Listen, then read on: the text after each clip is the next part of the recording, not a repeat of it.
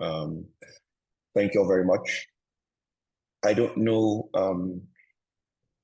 Mr. Mide, maybe you can help me. I don't know whether there are some basic ground rules that one needs to sort of abide by or just sort of flow through.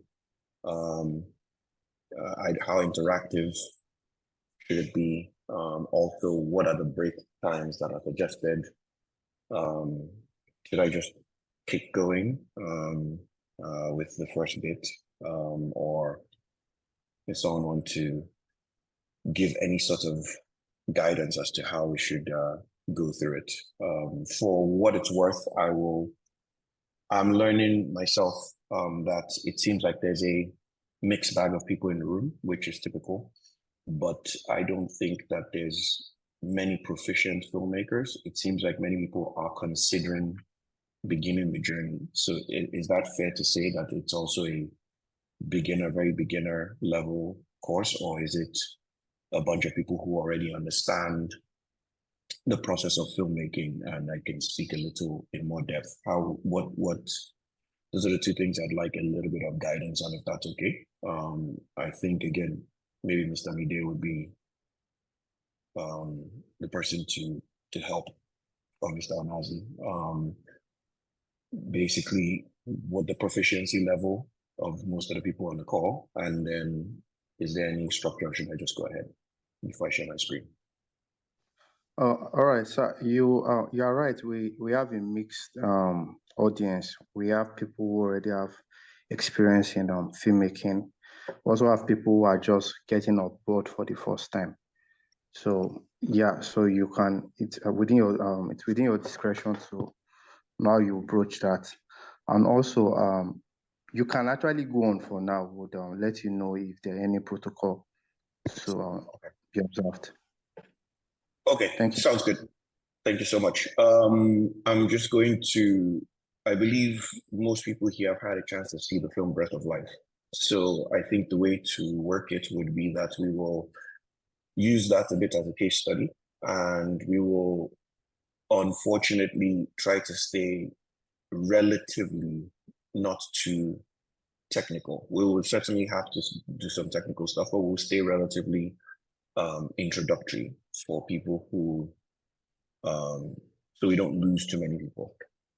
But what we'll do is we'll just use the film as a case study. So the sections that we're going to be, or the things that we're going to try and touch on are, we'll try and touch on a little bit of screenwriting, right? And I'm a bit of an open book. I don't know whether the organizers want people to chime in with any questions or want us to do that later. But I would say for now, let's assume they don't mind. If you would indicate by putting up your hand, and then I'll have, Mr. Mide or someone, just say there's a question here or something like that. And we'll see how that's working. And if that's not working and it's too interrupted, then we'll take them at the end. But just so you don't forget, or so that if it's in a moment, other people can learn from it. So we will try and discuss, crafting a compelling script. But again, as I've spoken many times with Mr. Adeyinka, a lot of the things you learn in these things tend to be very hyperbolic. Compelling, crafting a compelling script. You can't craft a compelling script. I can't teach you to craft a compelling script with one Zoom call, right? You can't really teach anybody. You can help people open themselves up to the things and the tools that help them make their story more compelling. And I'll talk about some of that. They call these things master classes. There's no such thing. There are no masters, first of all, anyway. And most of us in Nollywood are really learning Nollywood as an industry in its infancy. So do not feel like you're too far behind anyone. That is some of the beauty about being in Nollywood.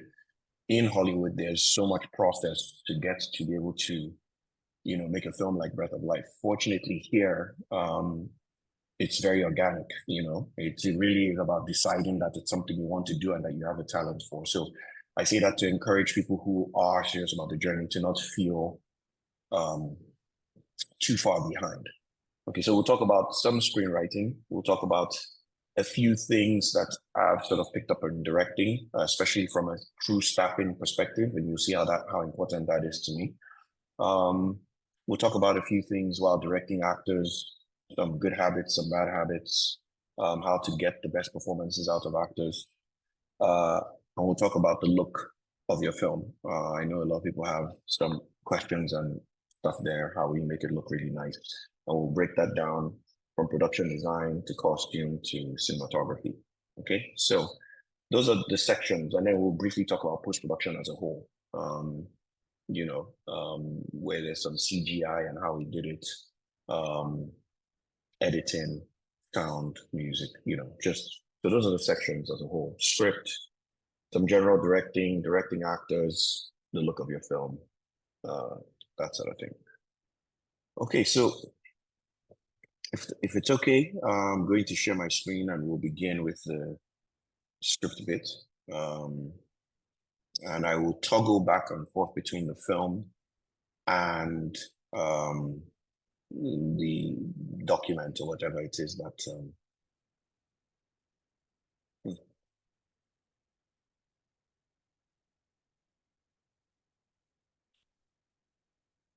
don't know what just happened.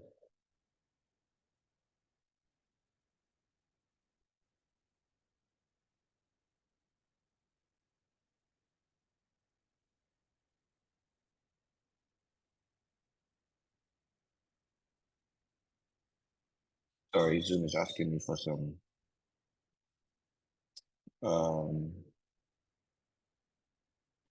so for me to be able to share my screen properly, I just did some settings. I need to log out and log back in. So if you just give me 30 seconds, I'll be back with you on the call.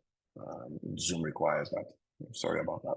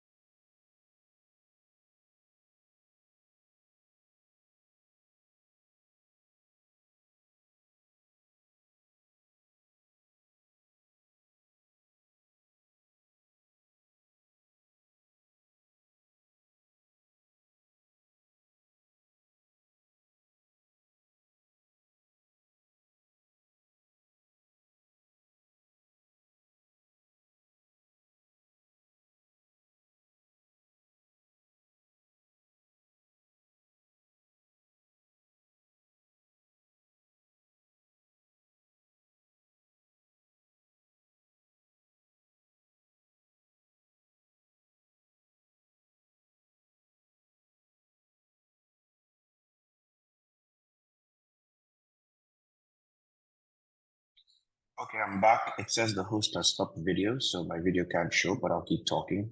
Sorry about the delay. Let's see if it'll let me share my screen now. Mr. Sasore. Yes. Yeah, I also want you to know that yesterday we watched the movie yesterday, so you can actually context whatever I'm saying with the breath of life. The audience would understand very well. Yes, thanks. Yeah, I remember that. That's the plan. Thank you so much. Okay, sir. Thank you so much. Yeah, so still can't show my video. Let me try sharing screen. Okay, I can share my screen now. Good. Um,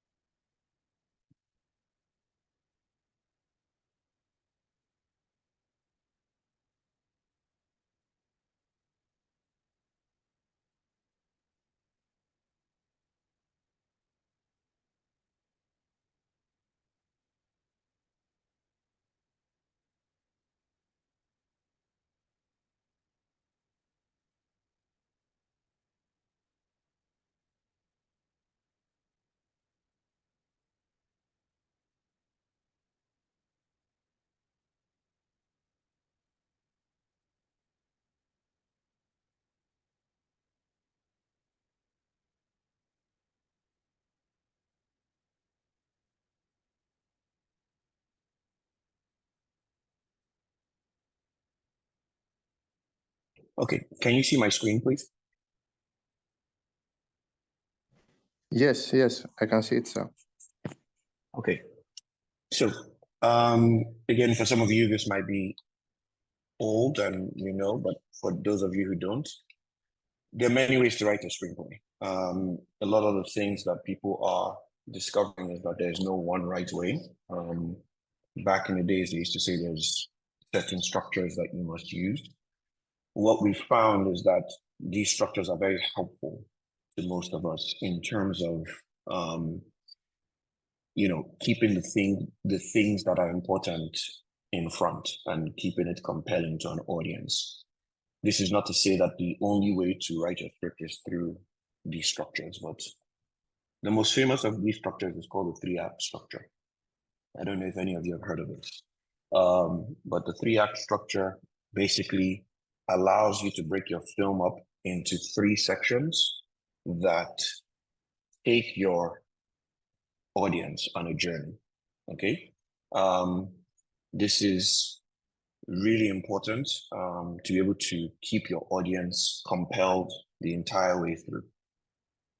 So we'll try and break down this three-act structure from a screenwriting standpoint using Breath of Life, right? Many people would argue that Breath of Life doesn't have a three-act structure, that Breath of Life doesn't have a single protagonist, which is true, sometimes it can be quite confusing. Is it Elijah's story or is it Mr. Timmy's story? Interestingly enough, it is Elijah's story if you want to be very particular. He's the person whose voiceover we hear, who carries us through the entire time. But as he doesn't enter our story through till Act 2, it becomes difficult to call it Elijah's story, if you understand what I mean. So I will not worry us with the details or the nuance of that stuff. I will just say, for the most part, most compelling films, you can break down into a three-act structure. And that's how you should think of your scripts, especially early on, because they allow you to sort of keep your audience engaged throughout the process. So let's get right into it, right? The most important thing in Act 1 is something called your inciting incident. For those of you who don't know, the inciting incident is, actually, before I get to that, I should say formula. I know we make art, but what art is a different voice on something we all understand. If it's something that we haven't seen before, that we don't understand, then it's science. Then it's a discovery. I know people want to discover stuff, but then it's not art, right? So this dream of doing something truly different and totally new, you've heard the saying, there's nothing new under the sun. Formulas and cliches and archetypes and stereotypes and all those things work very well for a reason.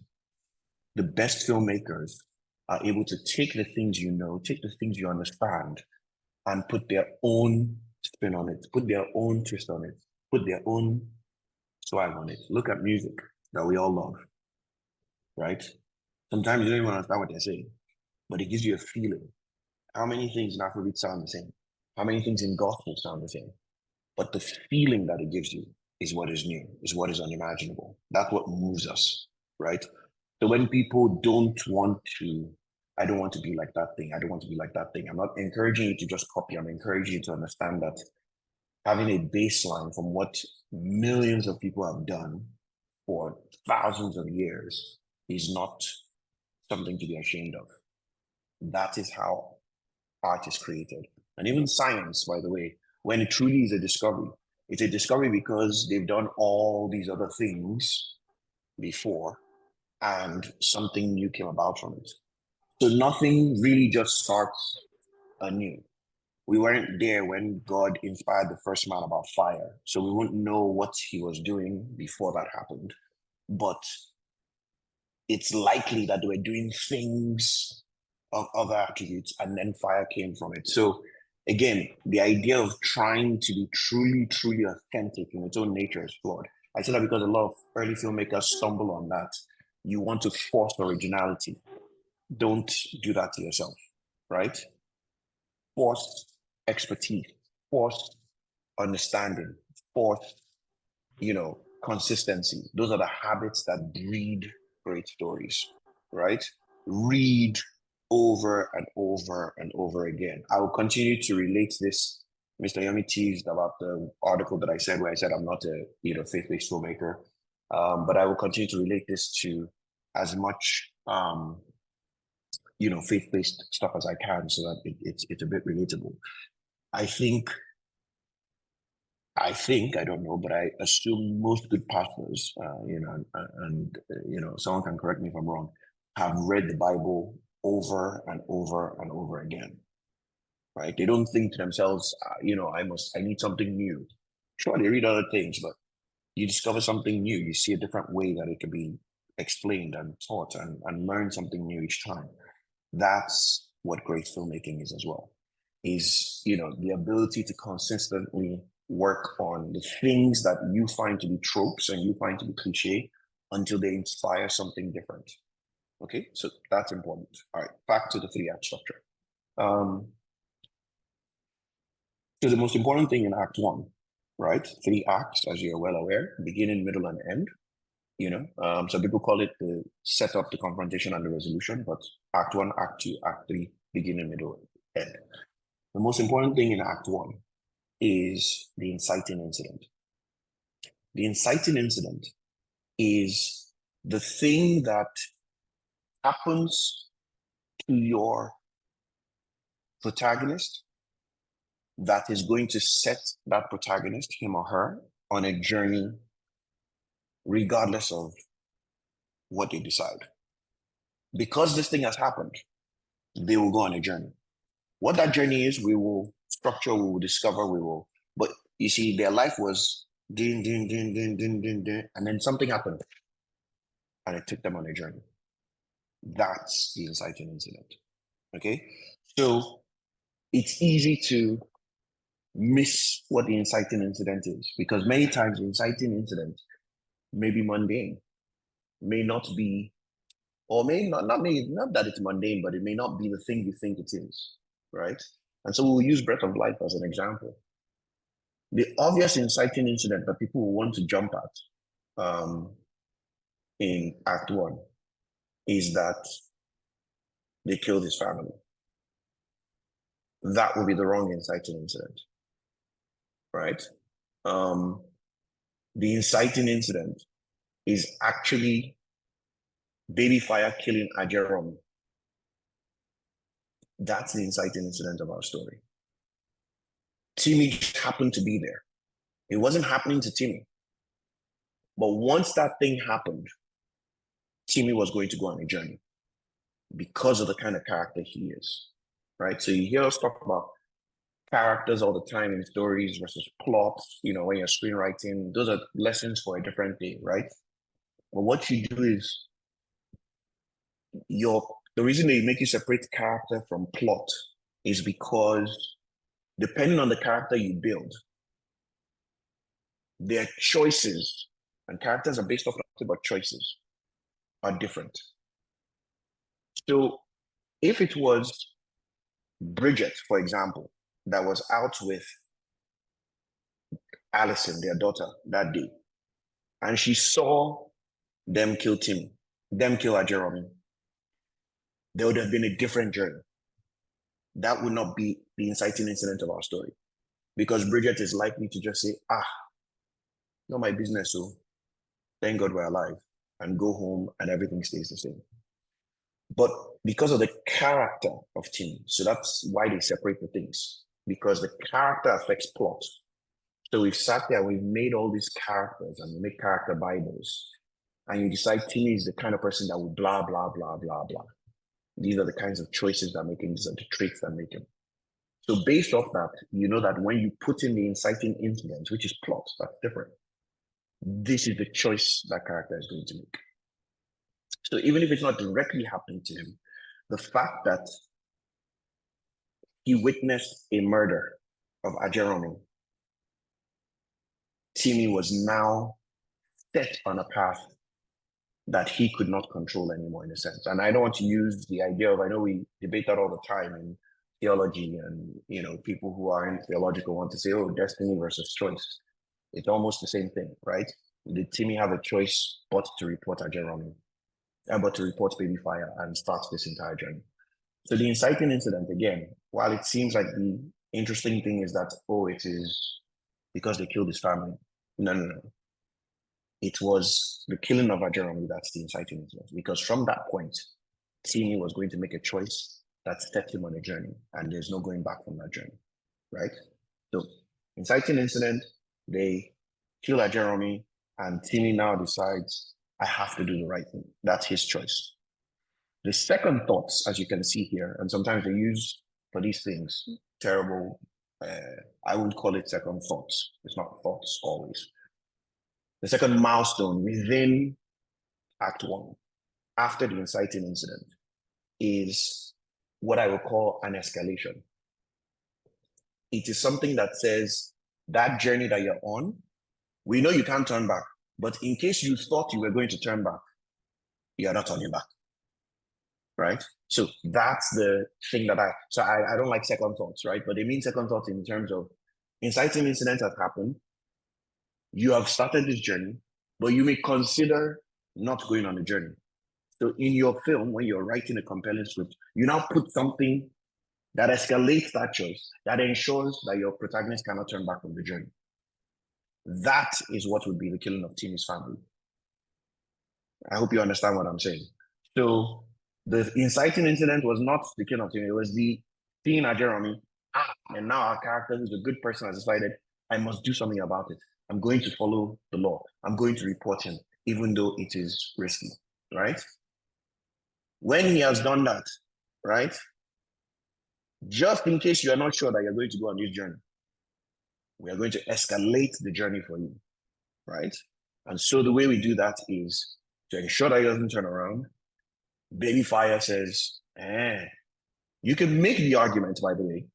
It's just that the obvious one is the killing of the family. But you can actually make the argument that the escalation, or the second point, the second ladder, is the judge freeing Baby Fire, right? Because that is what ensures that Timmy no longer has a choice to turn back. Baby Fire is going to capture the family and kill them. So I actually would prefer that, if you ask me. But what is important for you to know as a screenwriter is that after you make the inciting incident, again, inciting incident, the thing that happens that ensures that your protagonist must go on a journey, you must do an escalation to remind that person or to guarantee that they continue that journey. Okay? So that will take us to what would then be the climax of Act 1, which in our case is Timmy killing Baby Fire. Right? So, inciting incident, we see he witnesses a murder. And in general, most films start off as happy, or mundane, and then inciting incidents sparks something in you that forces something different. So we see that. Timmy is happy, or good. He has come back with his beautiful family. He's a great person, blah, blah, blah. One day, we're just getting ice cream with our daughter, and boom, inciting incident. He witnesses a murder. Then you go. I'm going to do the right thing. And when you think you're not sure that you're going to go on this journey, in essence, you could have reported him, they arrested Baby Fire, and all is well. But what happened? The judge set him free. and baby fire comes for his family. So this journey, you must complete it, right? And then the climax of it, after his family dies, is that he decides to take revenge on his family. That is the climax of Act 1. So that's a still Act 1. Why this is not a typical 3-act structure is that we did all that in 15 minutes or 14 minutes, right? Out of a 2-hour film. So if you think about it as Act 1, Act 2, Act 3, technically it should have been about 40 minutes, 40 minutes, 40 minutes, something like that, right? But we knew we wanted that bit wrapped up very quickly. And another reason why our film is different is that it feels like a different genre. It almost feels like a weird action genre film. And then it goes into a drama, right? A classic drama of a story between two men. But there we go into Act 2. We meet Timmy where he's an old man now and he has lost his last butler, the last person that he used to talk to. And he needs help around the house, right? So Act 2 is where you really, really start to bring in subplots that aren't your principal story. Act 2 is what they call the dreaded Act 2. It's where it's a bit boring. So you have to find the things that raise the stakes for your character's journey, right? Because the climax is going to come and then you finish your film. But what is really going to keep us going? And then for a film like ours, where it feels like we're starting again, right? Act 2 was very important, right? And so in Act 2, what we do is we make the introduction itself an obstacle. So you see that what you see most through Act 2, if you're looking at this screen, is obstacle, obstacle, obstacle. That's what they keep adding, right? But you see it inclining, which means it's going up, right? And so we ensure that we start on an obstacle, which means the meeting of these two people that should just be a mundane, normal meeting. We start quite tense, right? And we go, what are you doing here? Are you a thief? Asthma from the other person. We go back to character again very quickly. I hope you guys can follow me. Please tell me if I'm losing you anywhere. Character very quickly is, again, the things you put inside your character that help them make the choices that they're going to make, right? So for Elijah, we put asthma. Why? So that it annoys Mr. Timmy, right? And it continues to build that obstacle. For Timmy, we put angry old man, we put give him a gun, we put those things that anathema to Elijah and scary, so that immediately you're already in a boiling pot when they first meet. When they start happy, he's riding his bicycle, I'm going to meet Mr. Timmy. And then you come and it's a crazy old man with a gun and you can't speak, your asthma is acting up and all kinds of things, right? So start with obstacle, right? Act 2. Your character is already on that journey. And for us, it may feel like a 40-year journey. Yeah, it doesn't matter. The journey continues to the end of the film, right? And so while there was a long gap, we, the audience, don't feel that gap. Boom, we put some gray hair behind him. All of a sudden, 40 years later, 35 years later, he's older. And we're now in 2003 from 1970, right? Or 19, whatever it was, right? So ultimately, you take that and you say, first obstacle, then that's not enough. Yeah, he gets the job, but we need to keep more obstacles. So for the next 30 minutes, we're just doing obstacle after obstacle. Eggs 16 times, throw the plate at his head. Oh, this, that. He's trying to wash this. He's running around in Mr. Timmy's siesta. Mr. Timmy catches him. All, on and on and on. We just keep adding obstacle and obstacle and obstacle, right? I am missing some fundamental things that you will learn in a deeper writing class. One is basic, but it's so fundamental in all the different ways that I will just touch on it, but I don't want to dwell into it because there are many ramifications of it. But one of the first things you ask yourself is, what does the character want, right? What does the protagonist want? And it's when you do that that you actually see that technically it's Elijah's story, right? So technically, Mr. Timmy just wants to be left alone. That's all he wants. He wants to return to his family, right? And he'll get that. Elijah wants to build a church. That's what he wants. He discovers many other wants as he goes along, right? But as he goes along, he now wants to fall in love with Anna. He now wants Mr. Timmy to be happy, but What he wants is just to build a church, right? So keep that in the back of your mind. But obstacle, obstacle, obstacle. I cannot stress that enough, because that's what keeps Act 2 interesting, right? In between this obstacle, you can technically make the point that we start the subplot in the second obstacle of the love story between Elijah and Anna. And again, a little bit of a trick, but very useful. We make the obstacle very high, because the first time he meets her, she's impossible to get. A rich man's daughter, highly educated, serene, all of that. And he's a street boy. So obstacle, obstacle, obstacle. I want that thing. How am I going to get that thing? It's impossible. In stories, they're not really impossible, they're obstacles, right?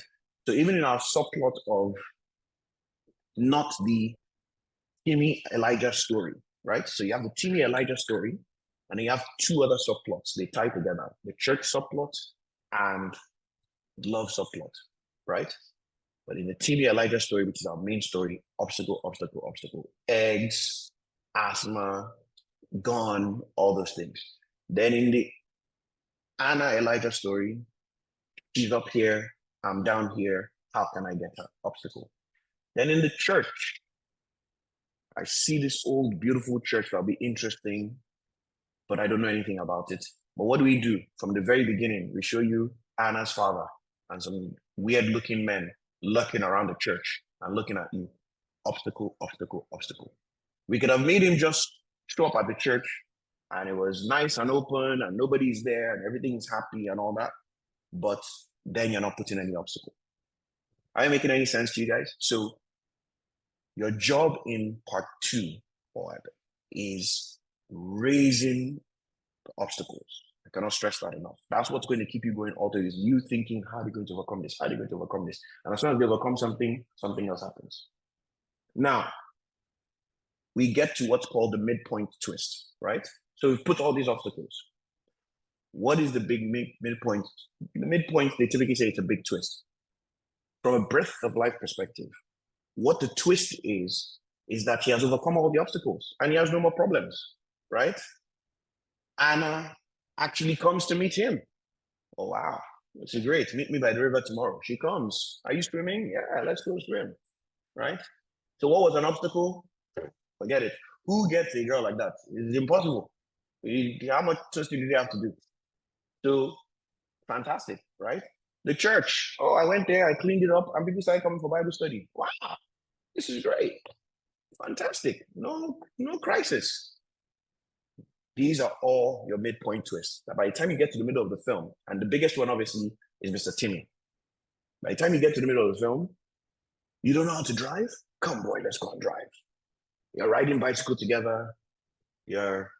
It's literally, I think, at exactly the midpoint that he does the thing that breaks Mr. Timmy, which is the projector. I think we timed it close to, don't correct me if I'm wrong. I don't know if I should.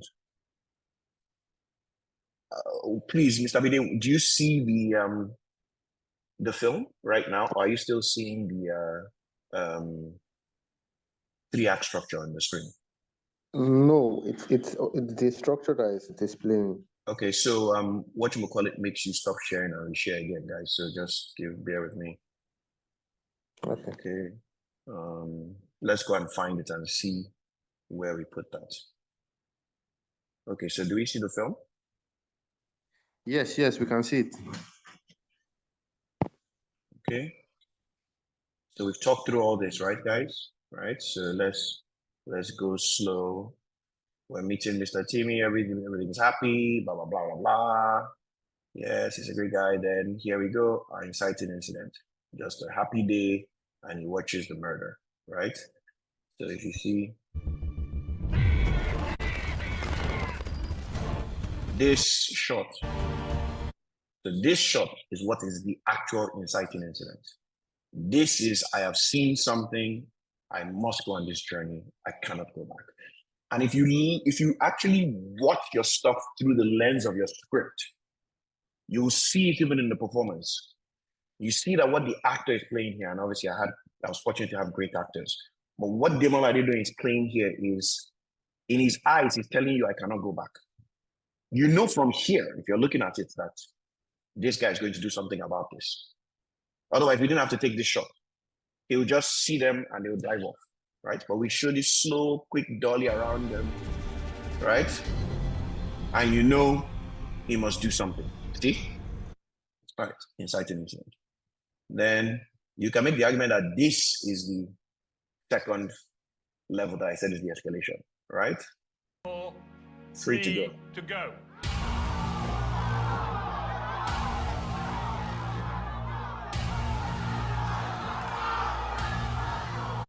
And you can make the argument again through the acting, right? That this is, you thought you were free, you're not free. You must go on this journey, right? And then obviously the climax is the killing, so we'll skip that, that's easy, right? He kills him. Now here we go, obstacle, obstacle, obstacle, right? Our first one. So we've talked through that. He's got a gun, he's got asthma, but somehow he still gets the job, right? Then eggs. Throw. You're a stupid boy, right? Work. They're bonding a bit, but it's still far away. Meets the lawyer. You start to set up all the little things that just keep. This is just plot now. Plot. But even in all of those things, you heighten everything. Who told you to call him Reverend? Don't ever say that around him. Obstacle, right? He goes, he starts the Bible study. He sees the girl. You know, she's up there, obstacle, right? But then we start to let down a bit on our obstacles, right? She comes, wow, okay, meet me by the river. We're starting to do our twists, right? Church is going well. We're starting to do our twists, right? Mr. Timmy, we still threw one more obstacle here. So as far as screenwriting goes, you see now that it doesn't have to be exactly, it must be all the obstacles first, then the twists, right? So we're relenting on the easier ones, the church bit and the love bit. But Mr. Timmy and him, obstacle. Get out of the house if you don't like it. He finds the Bible verse. We continue to do plot, right? And then here's us beginning to let up. We haven't fully let up, but this is the beginning to let up on their own obstacle. Mr. Timmy's glasses are broken. He cannot read. Elijah reads for him. They're starting to bond. It's the first time he sits down with him. So this is the first time at 48 minutes, almost halfway, that we let the obstacle between two of them break, right? Again, more things like that. He's already having a great time with Kinney. He goes to get the projector. So you see it at 51 minutes. Yeah, I felt like it was close to halfway exactly, right? I want to watch all these.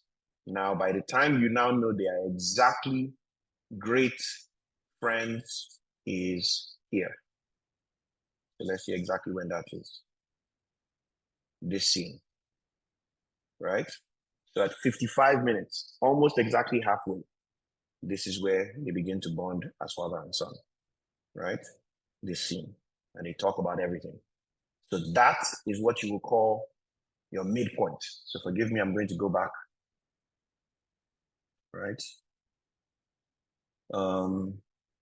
Share screen again, this, share. And I believe we're back to the 3-act structure, right? So we have the midpoint here, okay? Now when everything is great, I've got the girl, I've got the church, I've got Mr. Timmy. What do we do? Obstacle. But you see the second half of the midpoint, they want you to escalate it. They want it to move fast. They want it to be problem, right? So what do we do? Keep it in mind. We'll go back to the film now. Keep it in mind that is obstacle, disaster, crisis, right? So some of them are easy to know what is, right? I would say in Mr. Timmy's story, right? This is where you tie all of them in, to be fair. Obstacle, disaster to crisis. How do we escalate them so fast? We took all the 3 plots and pulled them into one, right? His love plot Anna and Elijah. Oh, it's going well. One problem, my father. Who's your father? The person that wants to destroy the church. What? Okay, the church. How do we stop him? With money. Who can help us? Mr. Timmy, but he won't help us. So you've now tied all three things together around the church, and you have a boiling pot that is sure to combust very soon, right? So when you look at it from anybody's lens, you can see where trouble is coming, whether it's from the church that's going to get destroyed, whether it's from this young love that's going to get destroyed, whether it's from Timmy and Elijah that's going to get destroyed because you won't help me with the church, right? So that escalation is coming, right? So let's look at it through that lens. Obstacle, disaster, crisis. Stop sharing one more time. And go back to the film.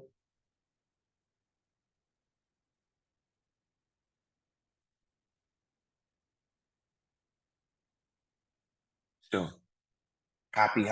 All this is still midlife, midpoint. You're my son. This, by the way, for what it's worth, I don't know if anybody cares, but this is my favorite scene in the whole film, when he brings the ties to him and he says, this one says you can do anything you want. This one says you belong here. I just love the performances. I love how they did it. And it is the final bit of our midpoint. From there, crisis only, right? And look at the time, 1 hour, exactly almost the middle, right? What do I mean by crisis from here? Magam, the scene where we meet the father, where you know this person. So it's our first level of obstacle and escalation. Your love is in jeopardy. Your church is in jeopardy. And just in case we are not sure, I like voiceover. I use that to explain. As he's walking out, that's literally what he says here. So we can listen. Little rat that is trying to stop the hotel project. Now listen. He must never set foot in this. You must not see him again. You're the one trying to destroy the church? You will not see that house boy again.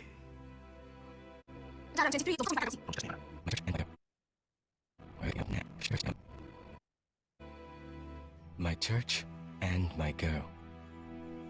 The two things I care about the most in the hands of one man, a man who didn't respect God, much less a houseboy, no matter what necktie he wears. Okay, so that line there, it could be a bit poetic, but the point is to let you know all the things that in the midpoint we had solved are about to get destroyed. My church and my girl in the hands of one man, a man who didn't respect God, much less, a houseboy, right? So trouble coming. Then what do? We escalate straight away, right? So if you were thinking in the house, it's only the daughter that he can stop. Let's remind you that there's more. Go and bring 59 million, right? Or 49 million, whatever it is, right? More trouble coming. Then the girl, she has to escape. Can we do it? Let's try Mr. Timmy. And I know, right? That's this shot exactly. There's one person. No. Elijah, please. Anna, no. Right? So even there, obstacle. Don't bring Mr. Timmy into it. I won't have it. Right? So what do? Plot. Let's see if we can figure it out. We can't. So what do? Let's escalate again. She comes to Miss Anna, that doesn't want to mind her business, comes to meet Mr. Timmy. Mr. Timmy, that doesn't want to help him, right? Escalate. And what does that do? It leads to our first break, right? The famous slap. You say things you don't mean. These are the things that if you're a writer, these are the parts that are easy to write. A nice fight between two young lovers. Oh, your dad loves money. You don't like money. If I care about money, what would I be doing someone like you? Okay, but we know your dad loves money. 49 million to sell the church. How much to sell his daughter? Bah, Musa, right? That's easy to write. It's where to put it in the structure, in the 3-act structure that matters, right? So if you're following closely, you'll be able to know where it fits, right? And so you put it in escalation. Let's start to call this part, it was obstacle, disaster, then crisis, right?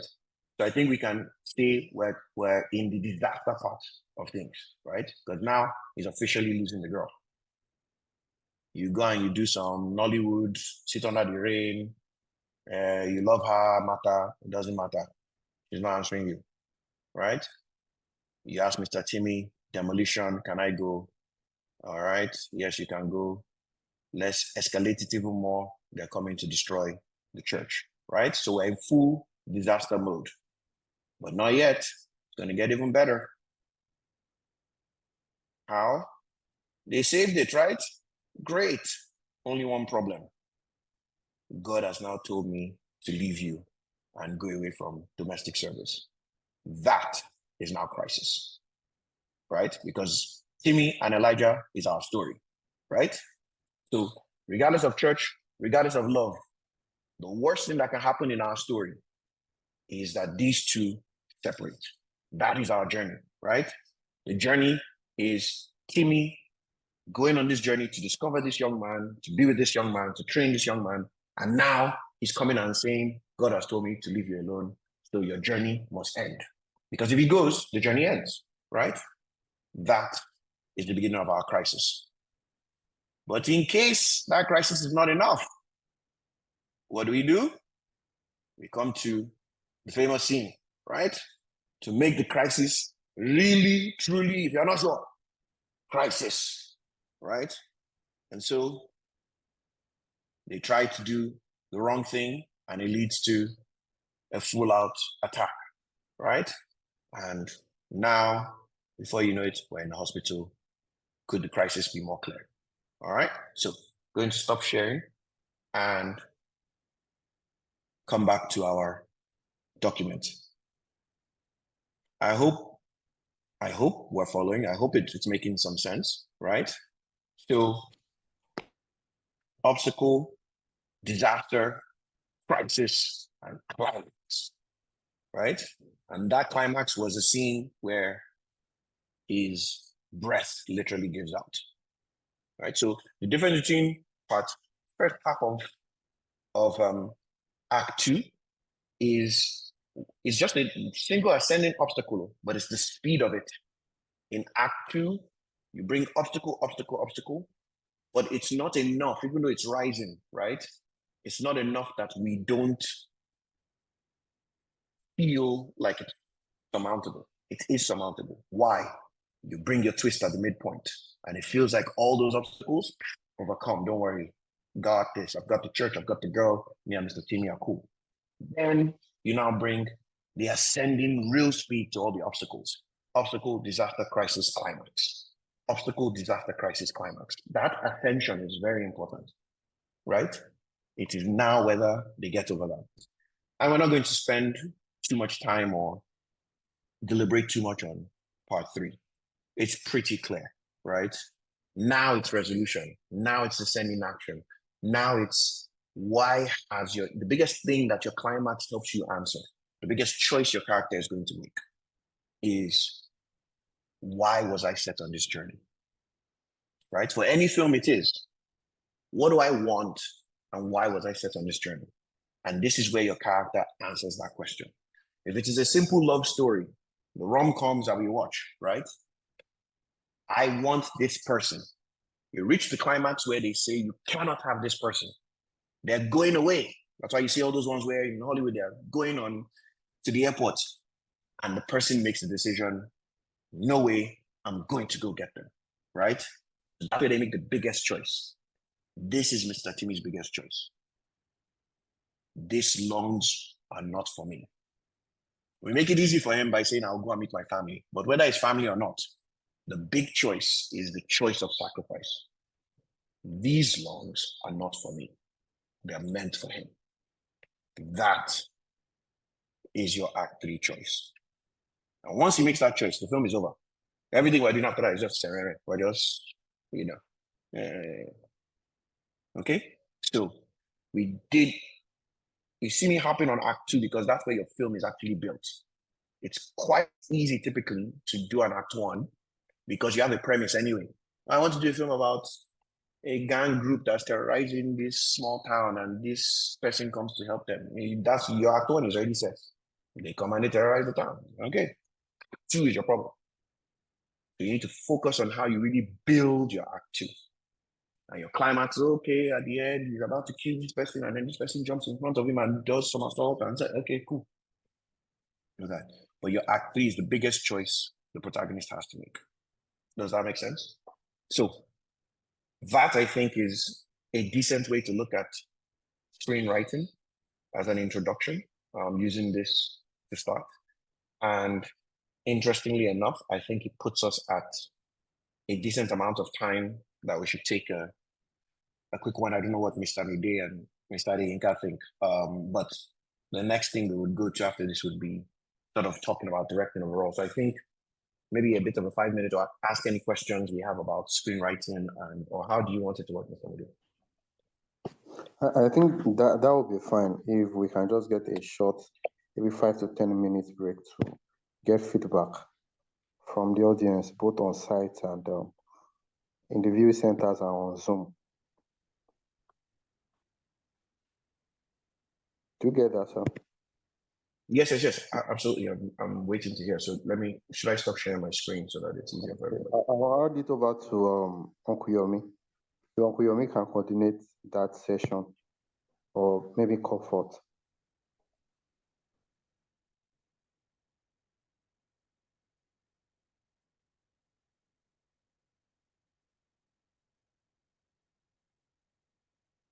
I believe the participants can raise their hand, right?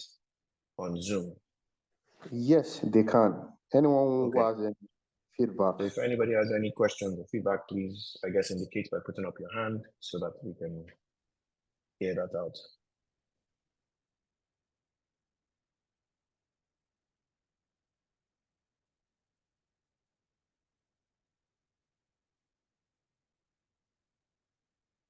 Okay, I have a question. I've been trying to raise my hand, but I can't find the emoji. I don't know if I can be heard. Yes, we can hear you, Mr. Gabriel.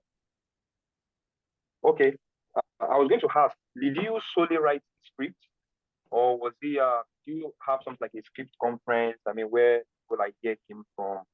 So I'm very interested in knowing that part, sir. Yes, I am so, you know, I'm worried to say this to young filmmakers. Yes, I did write the script, solely.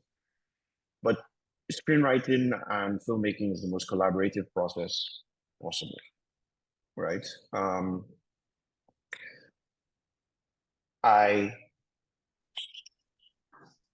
Once I have an idea, my poor wife, she doesn't hear anything else for the next 6 months, 9 months. That's all I'm talking about.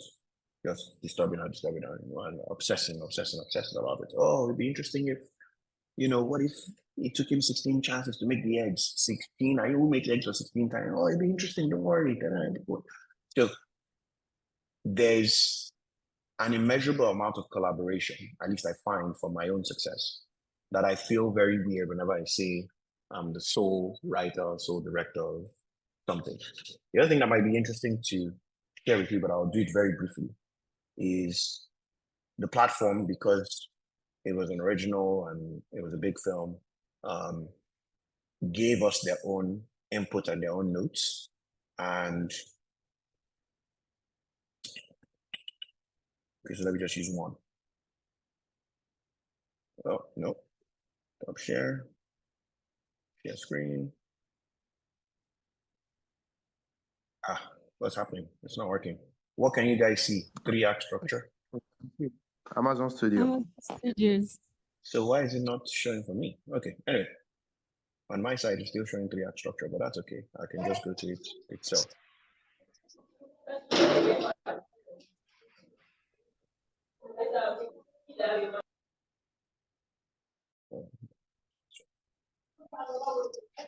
It's so weird. Sorry, just give me a second. Okay, here we go. Is this the cut or is this the... No, this is cut. Sorry. Okay, here we go. So you can see Breath of Life Notes 2, right? Amazon Studios. Are you with me? Yes. Well, yes. Okay. Yeah, so this is what notes look like from a platform, just so you guys know. And you'll see that they actually do not, they don't hold punches. People who are really good at giving notes will be gracious, but they'll get to the point, right? So they tell you, and I'll be honest with you, they helped restructure Act 2 for me a lot. When I first wrote it, Anna's dad was not the person trying to destroy the church. It was really just a story about Mr. Timmy and Elijah focused. And then Anna came to play. That's all. There was no church instruction. There was a church that Mr. Timmy didn't like him going to pastor him. That's all. So they helped me put all these extra obstacles, extra danger, crisis, all that stuff. And it really worked out well. But you see, stakes, the overall stakes. Can you see this number 2? Right? Yeah. Yes, sir. Can see. Overall, the stakes throughout Act 2 need to be clearer and need to be elevated. Right? The church, we understand that creating Viewing Timmy's church, becoming a town's pastor church, is Elijah's ultimate calling. But for such a massive goal, he seems to get there pretty quickly. I told you in the beginning of Act 1, right? In the beginning of Act 2, some obstacle, but we let him overcome it quickly. We could see him struggle to achieve his goals with the Bible study in the hospital. One suggestion would be to show a more broken, struggling town. The town needs Elijah just as much as Timmy does. We should see the hospital run out of supplies. The Bible study proof collapses, things that will force Elijah to create conflict at home, all the while trying to move along his calling. Could Timmy begrudgingly help Elijah overcome some of these obstacles without Elijah in the audience knowing? So you can even argue that they gave me the idea that Timmy should fix it from the back, right? In addition to giving him life, maybe we can see him do little things. Timmy does help Elijah move things along. These things shouldn't be financial. It should be a little push here and there. I didn't take all their notes about making it about the town or the roof but what was clear about the notes, and that's what good notes do. They don't necessarily force you to take the idea, but they show you what the problem in your own story is that I hadn't escalated the problem enough. I hadn't elevated the problem enough. There wasn't enough danger. There wasn't enough crisis. There wasn't enough obstacle, right? And so they made me think, and my thought was, what if the same thing that he loved was also the problem? What if Anna's father was trying to destroy the church that he was trying to build and Mr. Timmy would help? Once I figured that out, to put all those things together. And there's more and more notes, but this is just to show how good sort of notes are, right? See? And then they go into detail on pages. So and this is one set of notes. I got maybe 4 or 5. So you have to eat humble pie. That's what you are as a writer. Collaborate, right? They tell you this doesn't make sense. Can we try this? Can we try that? You push back, you this, you that. All right. So I hope that answers your question, Mr. Gabriel. Any other questions? Yes, it did, sir. Oh, it was Mr. Wow. Sorry, one more question, sir. Yes. Okay. And also, I believe, of course, you had what you wanted to achieve with the film. So as these notes kept coming in, would you mind changing these? Would you mind infusing this and that and that? How did you feel about that? Did you feel like they were changing your idea or what you wanted to bring out from the story, even though maybe the main idea may still be there? So how did that feel for you? Yeah, again, you're collaborating with the wrong people if you don't feel like your vision is aligned. They should want what you want. It's just how to achieve it is the point, right? So they're clear and we're aligned. We want to tell a really interesting, small, but authentic story. Something that is compelling to Nigeria, right? Something that feels like anyone in the world can watch it, but it's inherently Nigerian. We were aligned on that. Once we have that, right, then you should know the people you are getting notes from. And if you're getting notes from people who aren't aligned with your vision, then you shouldn't be getting notes from them. Does that make any sense? And once that's the case, who cares? In what world are you? It's only in film and art that we think is singular. It's only me. The doctor has to ask the nurse something. The astronaut has to ask something in Houston from the engineer. So why is it that, it's not what I envisioned? They're pulling me. Who are you? Pulling what away? It's a collaborative process in everything in the world.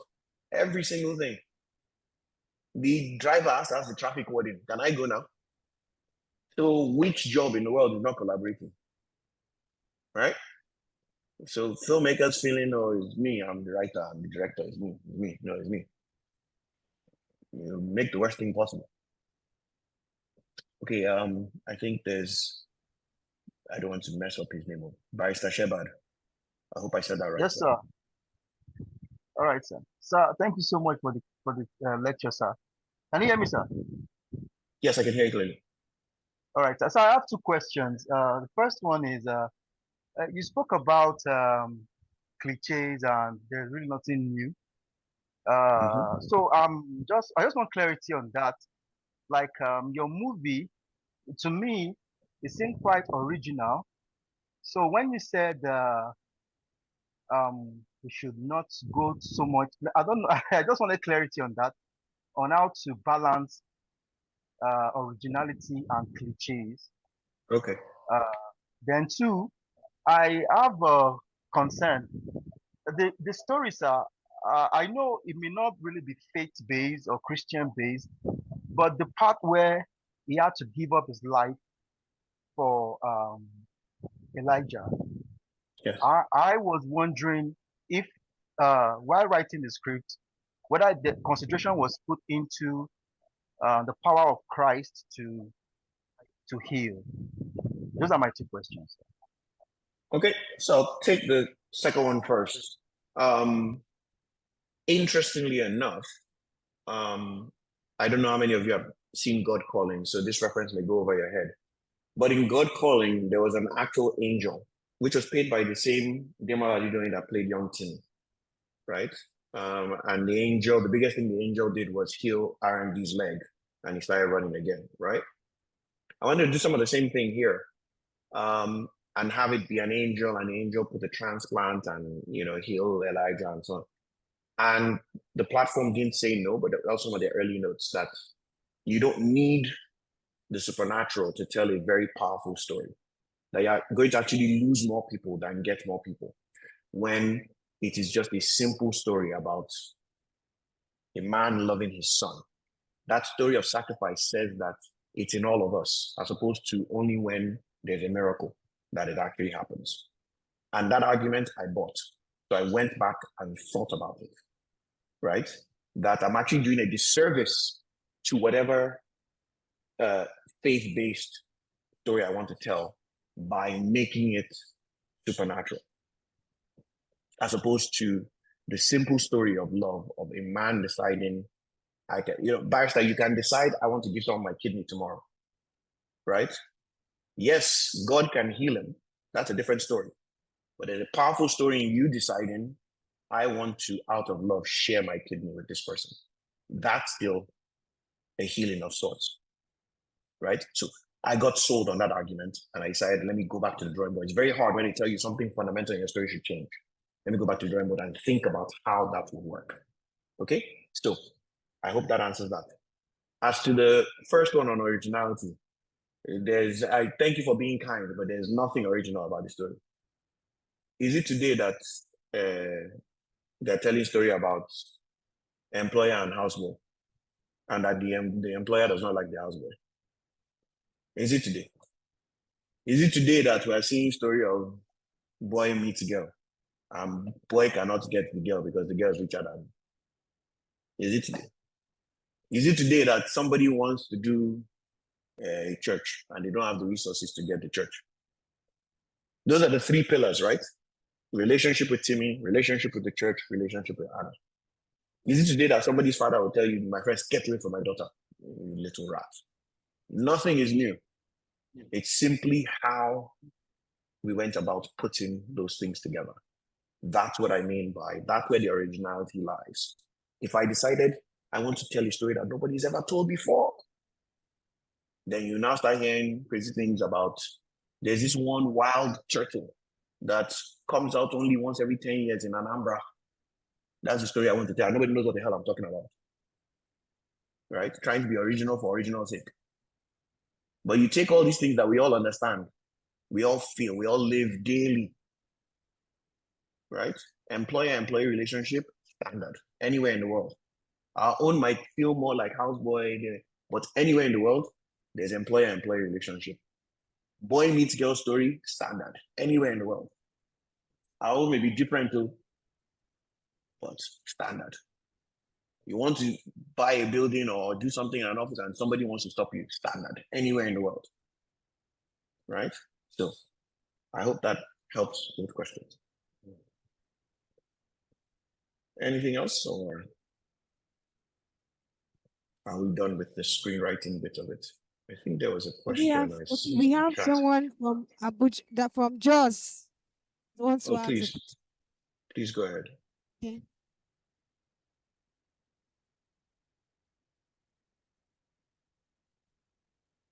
Thank you. I want to ask, you've made it clear that there should be a collaboration between screenwriting and film making. So I want to ask, particularly with Breath of Life, as let's say you as a script writer, you have what you've written, and these the reviewers have helped you bring out a note that will actually put some certain things in place. Now, at the point of shooting, there are some times that you might have an idea that will just come in. Now, as a director, or is it professional and is it allowed that at that moment you feel these things actually you've not seen it while writing this script? Now you want to bring it into art, and then you decide to have this. Or professionally speaking, or maybe technically it's wrong. You should just go with what you've written already on paper.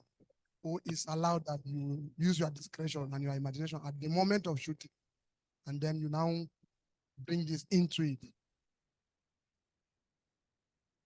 Okay. Sorry, what's your name, sir? My name is James Lasuk. No, you teach us how to say that one again.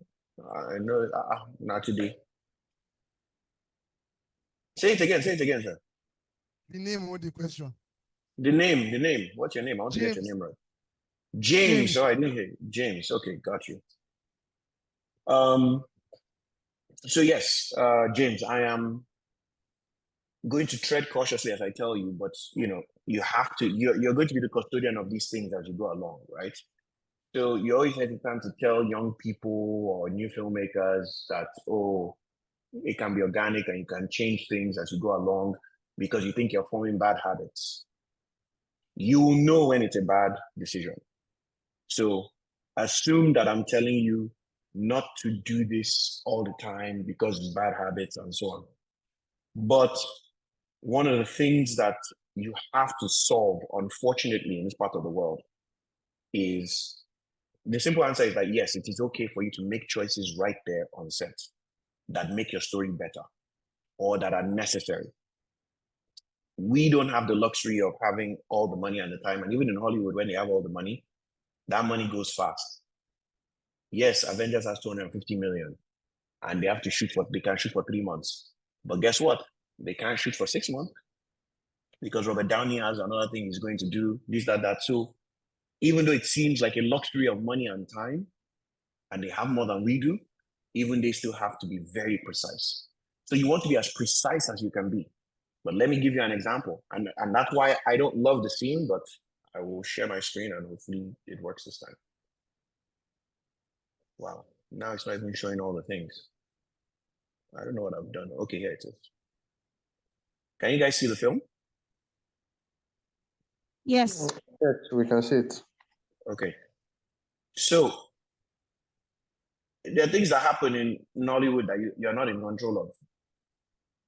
You see, I hope I find it. Oh, no, let me go to this. You see this very small scene here. Yes. This very small scene.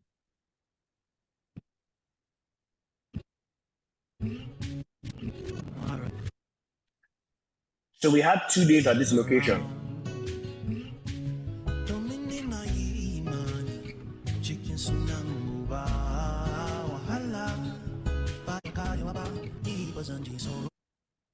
Here we go, going up against the wall, and we're doing it incredible. Okay, good. I want you to see how I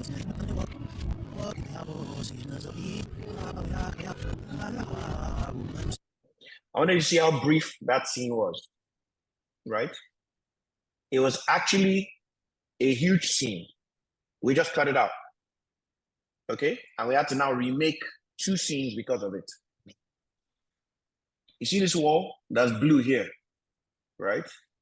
We painted that and we painted this whole house, right? This wall is supposed to be a blue screen that we changed to a digital screen. They're supposed to be with CG. There's supposed to be advertising going on back here, right?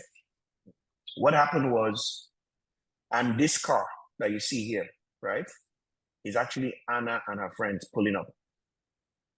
This was actually where he saw her the first time, not at the hospital. Okay? The second thing that was meant to happen here, the other side of this that you can't see, let me see if it shows it. It was going to be beautiful, man. I messed up. Everything always turned around. Okay, you can't really see. But this road goes all the way down. It's sloping all the way down, right?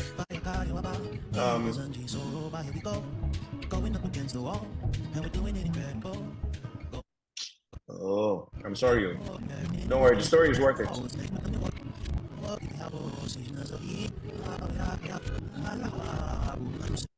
Okay, and it's taking us into directing anyway. But the story is worth it to answer James's question.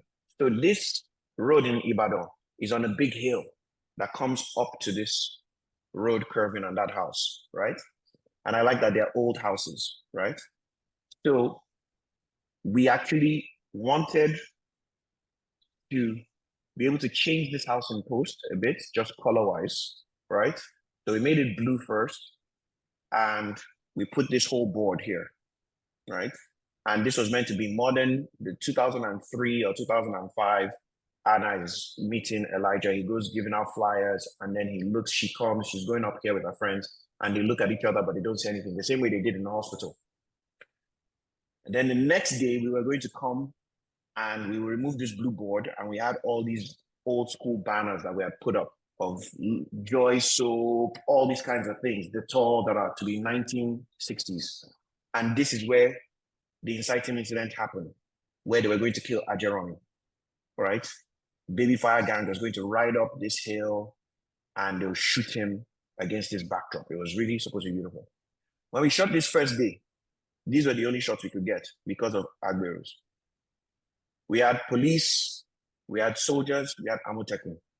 There were, for those of you who shoot in Lagos, you know what I'm talking about. Those of you who shoot in other parts, you may not know, but there were no less than 500 boys that were like, you must settle us. No way, no way. So they'll let us shoot one small thing, then they'll stop everything again. They never turn to fight. Police will clear them, soldier will clear them, then they'll let us shoot one small thing. So all we got was Elijah giving out paper. So on the fly, we then had to say, wow, we cannot come back here tomorrow to shoot our inciting incident. It's so important. They will never let us get through it. There's gunshots, there's all kinds of things. Forget it's not going to work. We couldn't even get through the Anna. So we had to move where he sees Anna. And then this whole inciting incident by the river. This entire thing, we turned it into a carnival.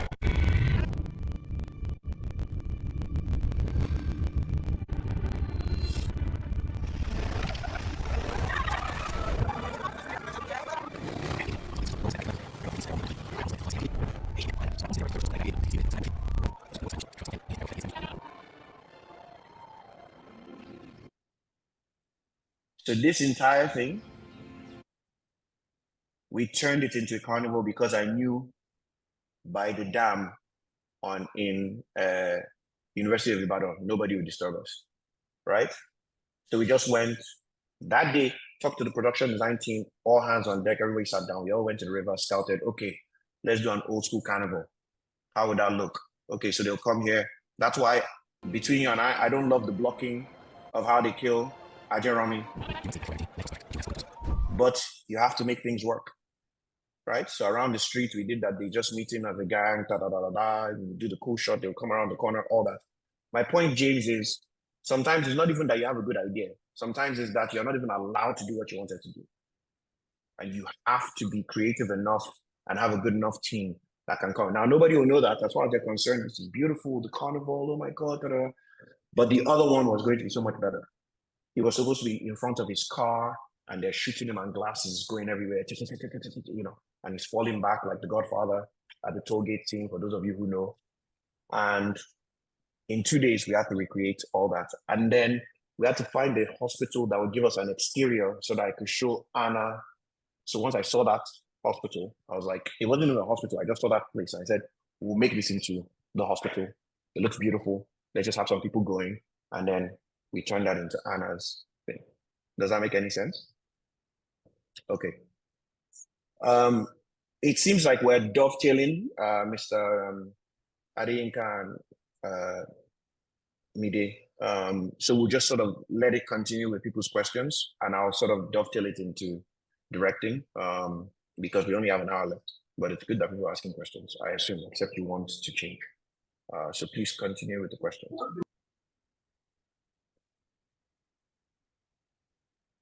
Other viewing centers.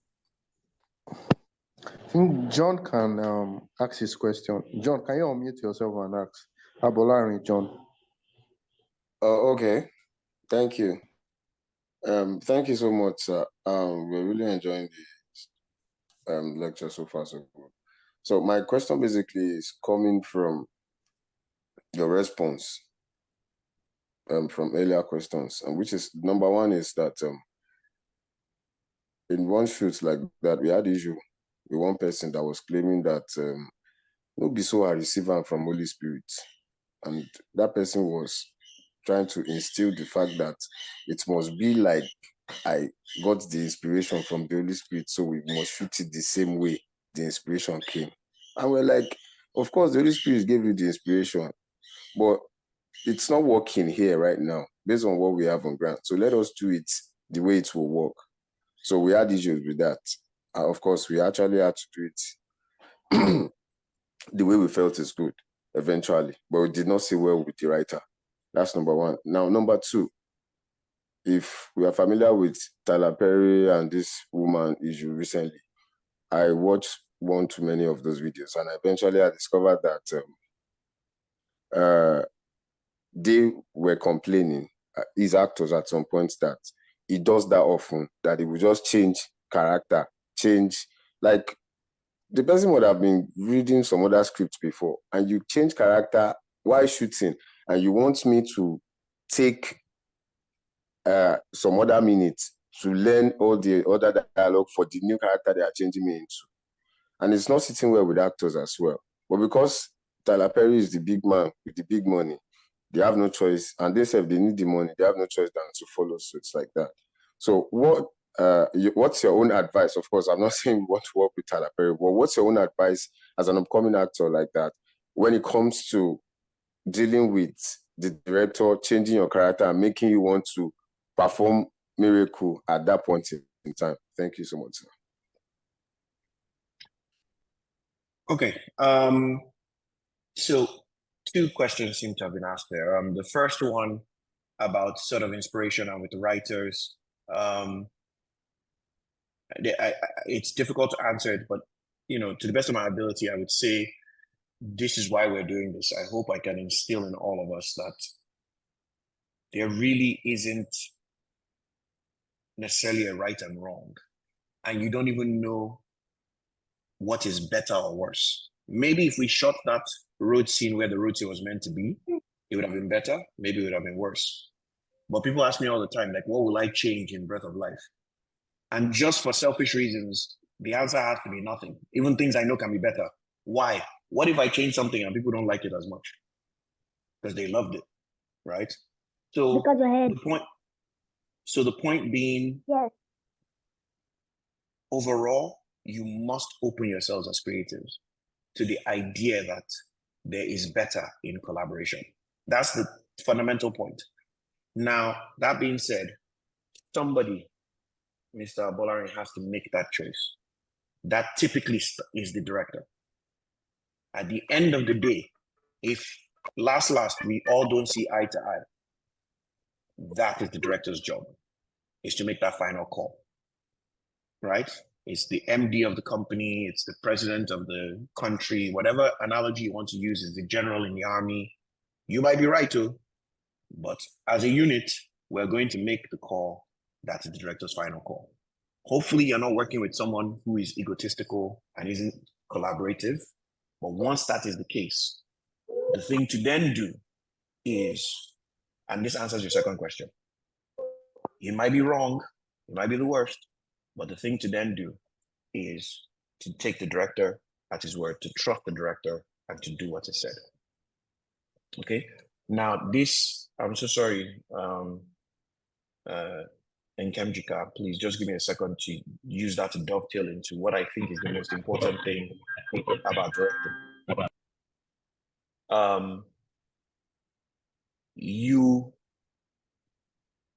I cannot stress this enough. The biggest thing you will do as a director, and really this is both you and your producer, the biggest thing you will do is hire your team. That is the biggest thing that you're going to do. I will pull up the Bible for Breath of Life at some point, and it's 45 pages, so we'll fly through it. We will not go through every page. But I didn't do the Bible. The production designer didn't even do the Bible. The creative producer didn't do the Bible. We all contributed to it, but we had a creative director who created a Bible for it. And you'll see the detail. You'll see it's fascinating and how we came to bring that into the film and how it matters to the characters. That's why we talk character. All we've discussed today is plot in terms of 3-act structure. Character is a completely different thing. But your crew. Every business in the world, it is about human resource. Forget it. If you have the best driver, everything gets better about your journey to work.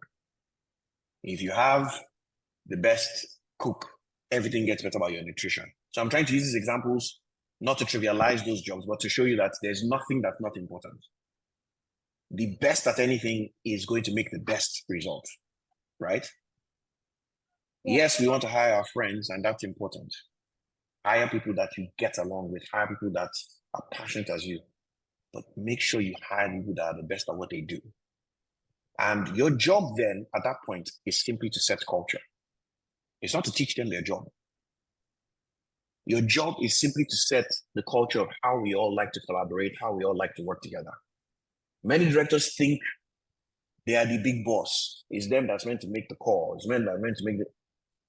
You're completely deceiving yourselves. I could not have if there's going to be a whole lesson on humility in directing, that's the most important thing you have to learn. The director is actually the weakest person on set. At the time that you're having to make a call to override people, let me tell you something. You've already failed something. You've already failed at something. You failed in the inability for us to all align collaboratively. Now I failed at that, so I must make a call. Unfortunately, we don't see eye to eye on that. But the best form is that you can align everybody into a culture that you want to breed. You want an informal culture, you want a fun culture, you want a strict culture, no tardiness, no. You want a regular, I like a collaborative culture. People have hierarchy on sets, right? It's not that I don't have hierarchy, but I don't do, in Hollywood, the best boy cannot go and talk to the director. He'll be sacked immediately. He must talk to the assistant group, then the assistant group must talk to the group, then the group must talk to the cinematographer, then the cinematographer must talk to the director. That's how it works. Why? Because of structure, because they have 300 people on set and everybody's trying to get to the director. So I understand it. But I have 80 people on set and I want everybody to be able to say, Mr. Director, I don't think that shot makes sense. What if you put it like this? And people get angry. Are you director? Why are you? It takes me 30 seconds to think about it. Why? No, but if we do it this way, I think it'll be clear. Okay, I didn't think of that. Nice one was right. And you move on. That's the culture that I set, right? Your job is to set a culture that fosters collaboration. And then this is the most important part of what I'm saying. Once you've hired the people who you believe are the best, get out of their way. Let them do their own job. When you hire a sound person, but you want to tell him about sound, then why aren't you doing the sound yourself? And if you're doing the sound and doing the cinematography and doing the art direction and doing the editing and doing the directing, you are just going to make a rubbish film for the most part. Forget it. I get it that independent filmmaking is tough. Sometimes I have to do this, I have to do that. Yes, and I've seen some people do 5-6 things on set. I've had to do 5-6 things on set, but those films never end up being as good as the ones where other people are doing those things. Other people who are good at those things are doing those things. So what you learn to do is to hire the best people and get out of their way. I don't know anything about sound. If I spend enough time learning about sound as the person who's the best sound person in Nigeria, then how can I say I'm spending enough time on my story or on the directing? If I spend enough time learning about lights as Olakadozo, the cinematographer, then how can I say I'm learning about my story? If I spend enough time learning about costume as Daniel Bassi that did the costume, then how can I say I'm learning about my story? And if those people are spending more time than I am and are better at those parts than I am, why am I challenging about what they're saying? The Baby Fire gang, the outfits they wore with the mask and this is, I fought Daniel. Echo said, no, trust it. You always say trust her. I said, these guys, look, what kind of gang is this? This, that. He drew his sketch. At the end of the day, I said, you know what? No problem. Let's go with it. He convinced me enough. It might be wrong, it might be right. The day they dressed up all those guys, I just went straight to him. I said, I'm sorry I even doubted you in the first place. It looks both artistic, both interesting, cinematic, and scary all together. But if I put what I want to put, I'll just put them in short nika and bandana, and they go, hey, Timmy, what are you doing? Yeah, nonsense. So when you hire people, trust them. If you cannot trust them to make the final call, this is how I do. I have 2 rules about my crew. This is fundamental about directing. For me, I have 2 rules. 1, I don't want to be able to afford you. And I can tell you categorically, we pay the highest fees. Nemsha pays the highest fees of crew. It's a pride point for us, for my partner and I. But if I can afford, if that money is enough, then you shouldn't be on my set. I want to be sure that it is someone who wants to be there beyond the money, even though I'm paying you better than anybody else. That's why we're able to go and get people who don't need money to say, come, this vision is important, trust us. You like it, you sell them. I have to sell my crew. I have to sell the cinematographer. I have to sell the costumes. I have to sell the productions. I have to sell the editor. That, trust me, please, come and work on this thing with me. It'll be great. If I don't have to sell you, I don't want you. That's how I know I'm getting the best. Then once I've gotten the best, a fundamental rule, I don't need to tell them, but me personally, if I cannot live with their final decision, I don't hire them. It is a complete lesson in humility. That's all directing is humility. You're just eating humble pie, humble pie, humble pie. But with the belief that everything will come together to service what is in your head. That is where the magic is. The magic is not in telling this person, go and do this, don't tell the director how to, they'll tell the actor how to cry. You go there and some directors, we'll talk about that in directing actors, but you go there and you tell them, no, more, cry. What are you doing?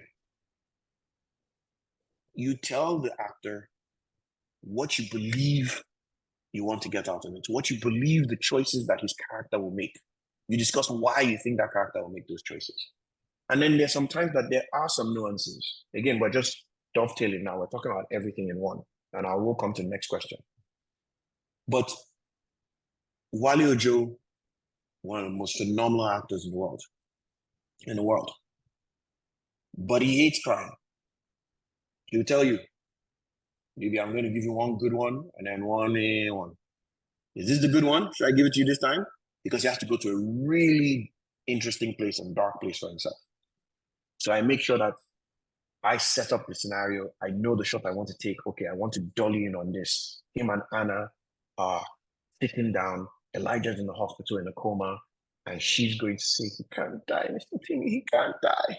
And he's going to give that one performance. So I set one camera on the dolly. I put the other one on the profile. I clear the room. Everybody, leave them. All right, this is the one. You let them do what they do. And magic will happen. You have to get people and trust them in their own craft. There's 0 point.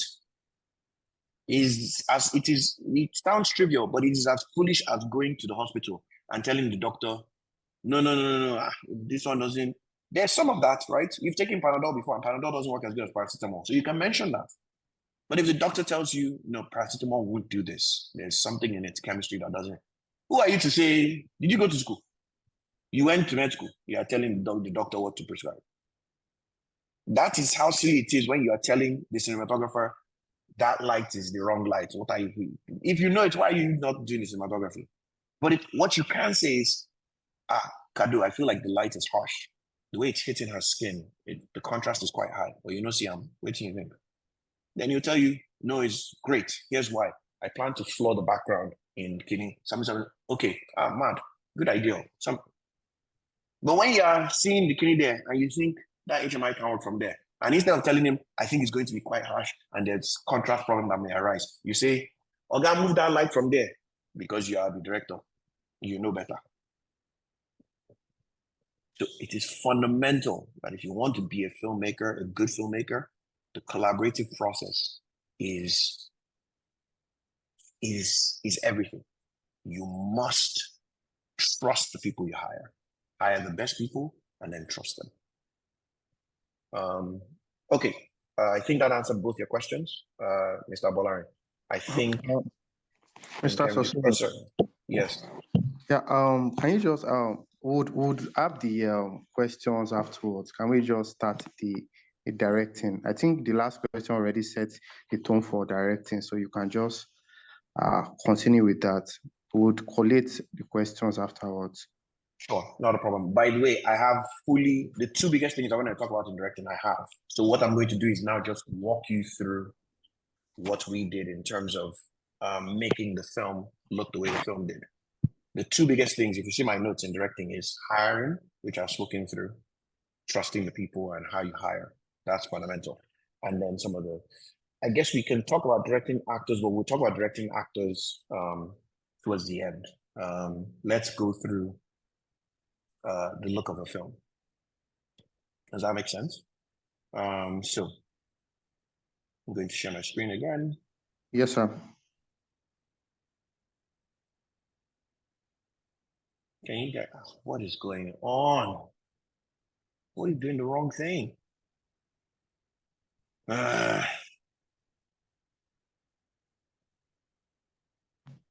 We can see your screen. Yes, I know, but it's showing me something different. So it's showing you the world of BOL. Is that correct? Yes, it is. Okay. So I found it now. All right. So again, this is put together and why I'm using the production design one is because it will answer all the questions we have about everything. Lighting, cinematography, costume, everything. So we'll be able to go through as one whole thing, right? So I make sure that things like this are clear, that everybody is clear that we're making a faith-based film. No matter who you are, art allows collaboration from all kinds of people. Okay? I'm hesitant to say something. Let me leave that out. But I'll reframe it in a different way. Even people who don't necessarily believe the way you do have something to impart. God has given all of us talents. I don't think those talents should only be useful if they think the way you think. I think it's actually a mistake to not have talents from people who think outside the way you think be used for the way you think. So if anything, you're saying God has given all of us talents, and even people who don't necessarily think the way you think, you're able to take those talents given by God to bring it back to the service of God. So to me, in no scenario does it, I understand the one controversy of do not be equally yoked. I get all that. I think in filmmaking, being able to bring talent from everywhere is fundamental, wherever you can find that talent. But that's, but then through all the things, we're not hiding and we're clear about what we're making. So everybody is clear that we're making a faith-based film. This is what it is. That's why things like this quote are there. right? And so early on, you're seeing a sense of the town that we wanted to build, right? So this is what we wanted it to feel like in that the town, the world that we're in, right? Even though this is Brazil or something, right? You see the kinds of feeling that you want. Sparseness in terms of infrastructure, but there's still people around, and the people are beautiful, right? So you see this old buildings with beautiful colors, people, all that. That's the feeling that we wanted to get. This feels like where Elijah is distributing those papers and so on, and the town clinic and things like that, right? So you're seeing from the beginning that how we have that sense. We also wanted to ensure that we have strong images of beautiful Black people just looking great, right? Hollywood has been able to make sure that people of other descents look fantastic. We need to make sure that we also show beautiful Black people. Whenever I saw Anna and Elijah on screen, I was super excited. They look wonderful, right? There's nothing wrong with body and 20-inch weave and all those things. It's a part of our world. It's a part of our culture. Don't deceive yourself. Makeup and contour and all that. It's a part of our world. But a part of our world as well is nice natural hair, cornrows, braids, regular, not too much makeup. And it behooves us to show the beautiful parts of everything, right? You see how we intended to use color for things that are a bit more dramatic, right? So you always see the reference of what we're talking about. So this to me feels like the scene with Elijah and Anna where they fight, right? Where tension is happening, things are a little more tense. You'll see that slightly her face isn't as soft as we make it in the church and when they're dating and so on, right? A couple of dramatic scenes. We rarely did anything like this, maybe where he's sitting outside the room saying that, oh, I didn't think you needed to know someone's pain to share it. But I wanted to keep the film relatively flat and simple and easy to consume, as opposed to getting into eerie and horror and things like that. Maybe in the beginning when he's about to kill Baby Fire, that's the most dramatic that we make it. It's a beautiful scene. Demalade doing his performance is unbelievable, right? And then we wanted some grand stuff, right? Timmy's house should be grand. The Princess Alexandra should be grand. Things like that, right? And then we wanted intimacy and a sense of family, in certain things, right? Very easy, very intimate. Now, we start to get into some of the basic, really core stuff, right? And we wanted to show that the look of the characters was clear, with costuming especially. So we took Timmy and Elijah, and I don't know if you noticed this, but one of the things that happened throughout the story, and this is where you as filmmakers start to do things that are really your vision and that work, and I knew costume was who was going to solve that problem for me, was I want us to, because they're going to share lungs at the end, right? I sort of wanted to mirror Timmy's life in Elijah, like a John the Baptist for Jesus type thing, preparing the way, right? And so subtly, even though they're doing the same things, but we just call them different things. We say reverend, and then we say Elijah is doing a Bible study, he wants to be a pastor. So we don't say the same word, but it's basically the same thing. The church is the same, right? And at the end, by the time he has his lungs, I want him to have become Mr. Timmy. He literally takes over his house, has his money, all that stuff. So how do you set that premise, right? We wanted to ensure that slowly but surely the costume that we're doing that. Short sleeve shirts, trouser, simple long sleeve shirt, trouser, Elijah was supposed to wear glasses, but then we didn't want him to be afflicted with multiple things. So we only made him wear glasses at the very end, which is the very, very beginning. The scene starts at the very, very beginning of the film. I hope all of you know that, right? That is Elijah. Let me stop sharing this and go to...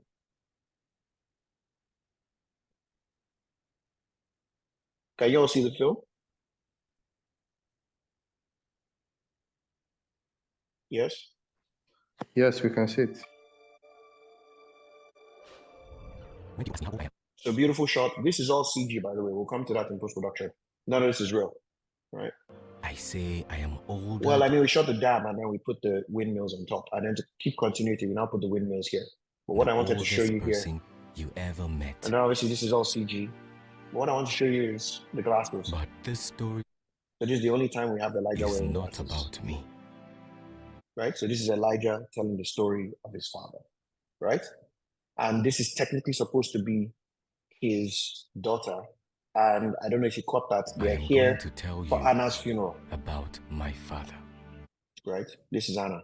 You see her? Right? So they've now just buried Anna. But he's telling us the story of his father. So this is 100 years of his life. Right? So this is Genevieve who has passed. Right? But this is the only time we have Elijah wearing glasses. Why is that important? Because we felt like, while Mr. Tini wears glasses and we want to mirror it, because of Elijah's asthma, we'll be putting too many afflictions on him. But this is where it started, right? Is Timmy, Elijah, right? And you see how we're already putting the similarities towards them. Okay? And then we wanted really stylistic women, Bridget early in the days, Anna later in the days. And if you see the things that we made them wear, they feel a bit similar, right? Why? So that it really feels like Elijah is really the reincarnation of Timmy. That even Anna, in a subtle way, is becoming Bridget, right? You see all the different hairdos that we said we wanted natural, sort of really sort of pretty, things that feel African. Again, nothing like the first one for Bridget and so on, very much the reality of the times, very much part of who we are, nothing against it. You see all the things about the kinds of style and shoes and things that we wanted to do. Now, situating DOL, we talked about Ibadan as a town, as a potential land. We even had a sort of small map for what we wanted the town to be, right? The old town feeling, purple to your right, where Mr. Tini's house would be, some greenery, right? The new town, which is where Anna's house is, maybe one major road that you see Elijah riding his bike on, right? And then some farm stuff. And I think the blue was meant to be where the church would be or something, I don't know. Right? And you see again, situating how the town would sort of break up at the different places that we want to be going to. Why is this important? It just helps you really understand the world that you're creating. So all this work is super important, right?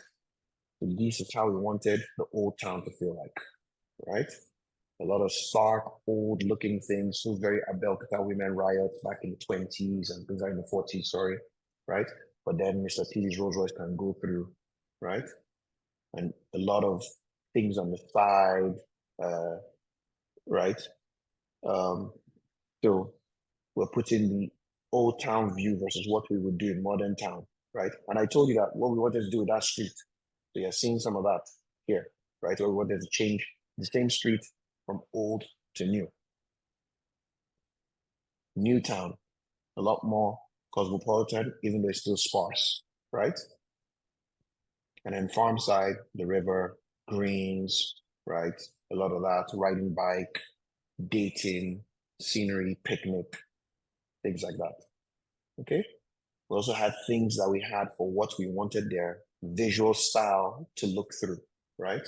So hubris, and hubris may be the wrong word here. What it means by hubris is the boldness that everything is going to be perfect. And sometimes Kelechi Odu is a wonderful creative director. Sometimes his scenario and his English is too much.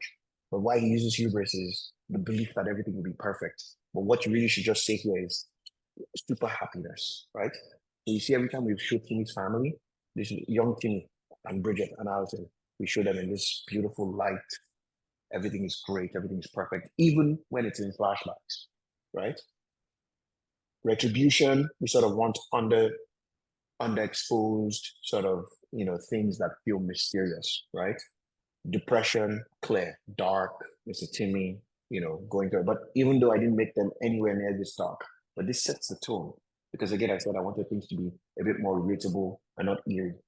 And then absolution, things come back to normal, right?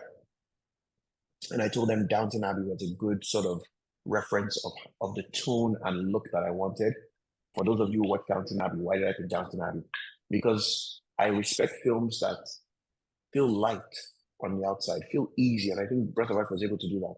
But they touch you at your core. You feel the drama, right? The tone in Downton Abbey is oh, the Brits being funny, and which is like a spot of tea. But when they're going through the things they're going through, you feel it, right? And so you see the look of the hubris, dreamy, sort of all that. You see the look properly of retribution, of depression, and so on, right? So Kimberly Johnson, these are the people we sort of wanted him to feel like, right? Morgan Freeman, Samuel L. Jackson, and obviously Wale Joe was amazing at it. Simple, rich style, beautiful, classic, all of that, right? This is how much work goes into developing just the character that we talked about.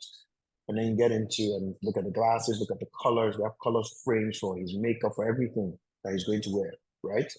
Darks and brights, never too loud. This is the most colorful that there is. And I think the one time he's wearing red is where the bicycle shot, and it's like a auburn, really, right? And he's lifting his hands up and he's excited. And then go to Elijah, and you see that it's a cheaper form of tinny anyway. Still classic, just worse shoes, worse bag. It's a bicycle, but it's still pants, it's still blazer, it's still shirt, it's still glasses, you know? That sort of thing. And then we're going to Anna. You want that sort of classic young beauty, natural, that kind of thing, right? Same thing, Bridget and Allison. And if you see some of the comparison, again, like I said, it just feels like the 60s version of the same things that Anna is wearing, right? Take a look at this dress here. Take a look at this dress here, right? Almost feel the same. And then you wanted that staunch difference with a Mrs. Amakri now and Chief Amakri, but we called them Okonkwo back then, right? And so you sort of want this gilded cage for the woman, right? Because what you're trying to show is what Anna subconsciously is fighting against, right? So let me show you how this all matters, right? Her beauty, the diamonds, the flowy outfits. I hate outfits that are doing too much, but I'll show you very quickly how you can use costume in one way to just make the impression that you want in the scene immediately, right? Can you see the film? Please let me know if you can see the film. Yes, okay, great. So Elijah has been happy in his own segment, and everything feels old and, you know, colonial and warm. Now Mr. Tini is smiling with him, and you can do anything you want. And then we bring them into a modern house, right? Immediately. Look at what costume does in this scene first. Immediately, he knows how to dress, but we immediately make sure the tie is not perfect. We make the suit just a little too baggy, right? This is brilliant. These are subtle, very subtle things. But what they're doing is they're making him feel out of place to something that's perfect, right? And so when costume did this, it informs even me how I shoot it. It informs the editor how the editor edits it, right? I love your tie. You Nice now touch. contrast him to Anna, perfection, right? They look at making sure they did this. This is actually planned out. This sofa, her, why? So that her black skin pops. She looks perfect, right? This is telling you that all this, clothes, chair, all that stuff is actually not her. It's the world. This is her. Beautiful black skin, right? And then what do? We then go to a white shot that shows you money, wealth, modern, contrast, a world that doesn't belong to you versus warmth and old, right? This is new, glass, light coming in. And then the best part, the mom's costume. We let the maid walk in first, and then we see, look at that. All with costume. Who wears this at home? Nobody. But I understood what Daniel Basso was doing. He's basically making Elijah feel as removed as you can be from this setting, right? Even when you try with your suit and your tie, you can never be this. That's what this outfit says to me, right? So you can see how very immediately, even just costume can set the impression of everything you need to see. And then what we're doing with the mom there is you're showing what Anna is going to become if she doesn't craft her own path, if she doesn't rebel, if she doesn't stand up for what she believes in, right? So character can do that. And then Chief Amakri, very simple, safari suits, very clear, right? Mr. Coca, old money. Even though people thought he meant his car was old when olden day, no, he's just a vintage guy, right? And I was using Mr. Coca to show Mr. Timmy's wealth that even his own lawyer is super rich. Forget how rich you think Mr. Timmy will be. And then see the gang. You see all the stuff that we had thought early, right? All the different options of the gang stuff. And then baby fire, right? All the things that we had thought about. And then see, we did a pretty good job, right? See this dining room? Almost bloody perfect. Almost to the T what we built from our reference. This is where you know that you're hiring the best people in the world, right? You got the black background. Let me just sit. Notice the blue chairs, notice the background. Notice these weird pillars. I can't believe it as I'm looking at it now. Even I'm stunned. All right, so keep this in your mind. Now, I'm stunned. Even I didn't notice the detail that they went to just from a reference. Share screen. Go back to the film.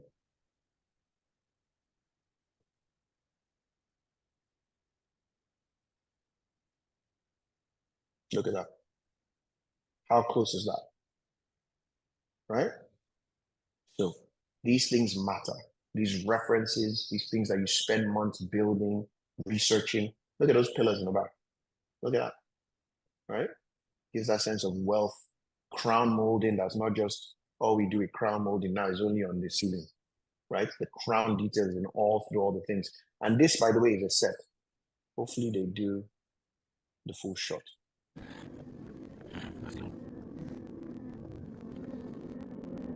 No, I need to get it in a different one so that you can see the cinematography there.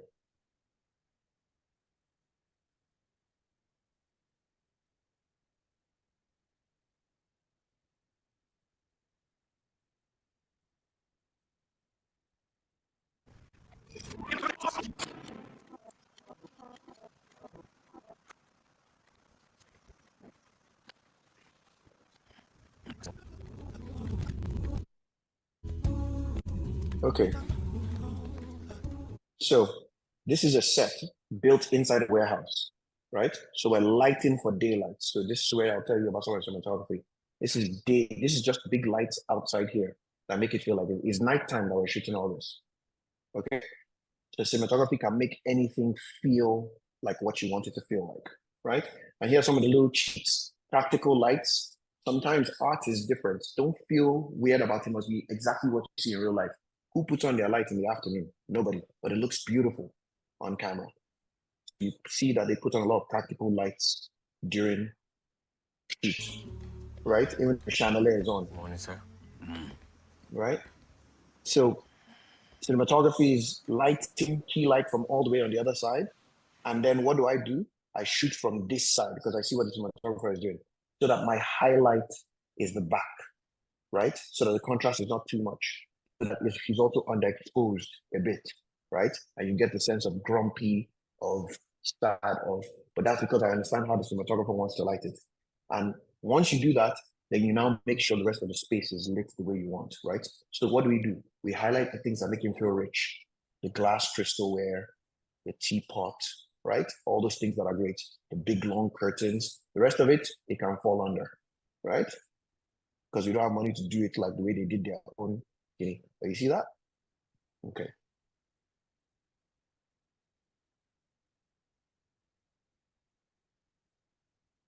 Right, so pretty close, pretty impressive, right?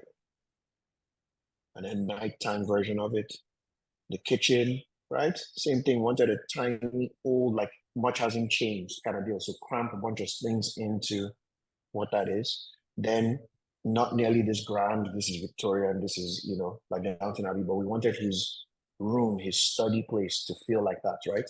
A place where he has his own desk and chair, but then still some couches and things. So that's what we sort of mirrored this after, big, long, So we took that same set, right? So more options of that. We took that same set that we did dining room,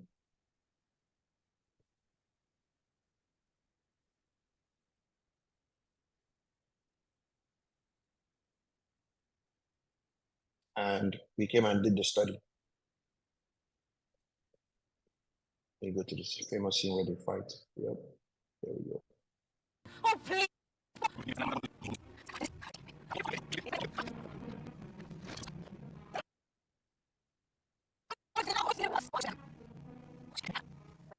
So this scene, let me look for a wide shot. This is that same set that we built the dining room.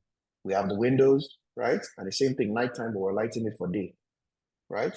And we just put different things there. The desk, on this side, there's the chair and the places that they sit, right?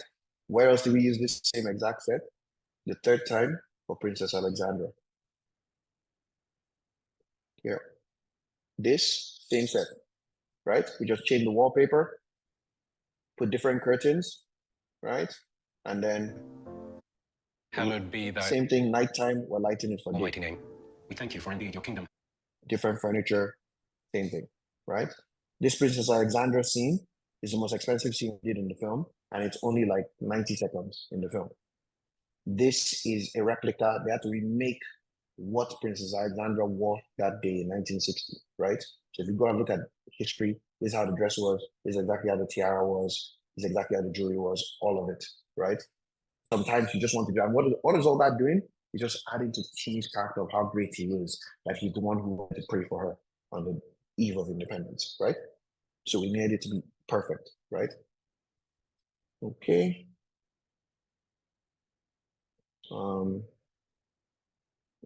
Sorry, I'm moving as quickly as I can.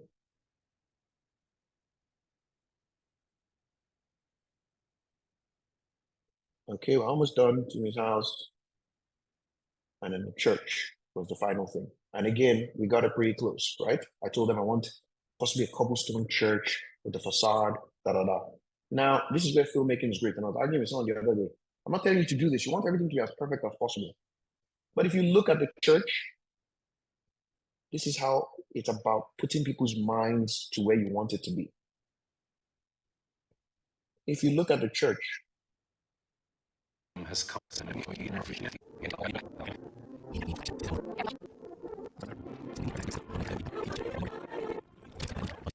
Perfect.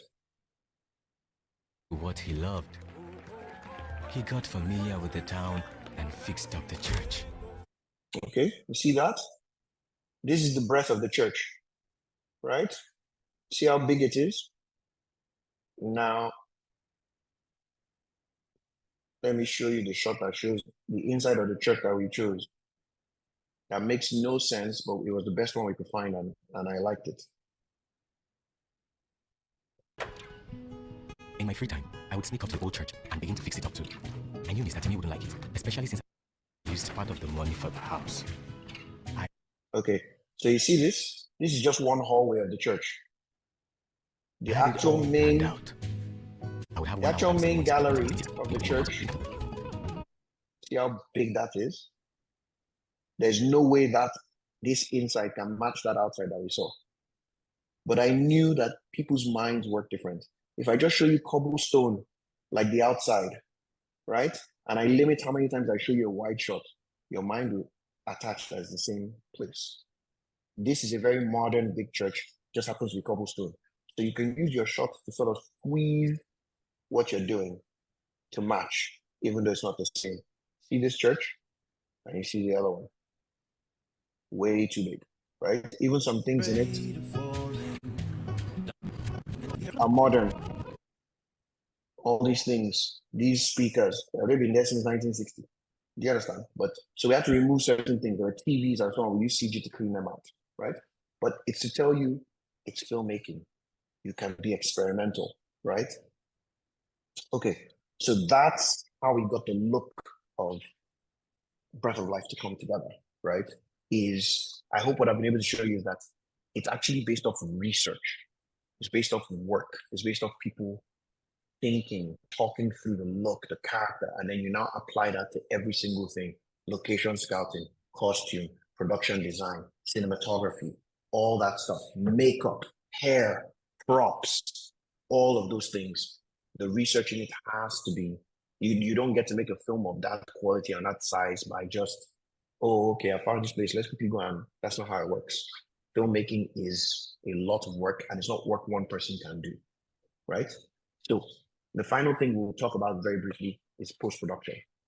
Are there any, so I guess let me very quickly just also show you more of the collaboration stuff.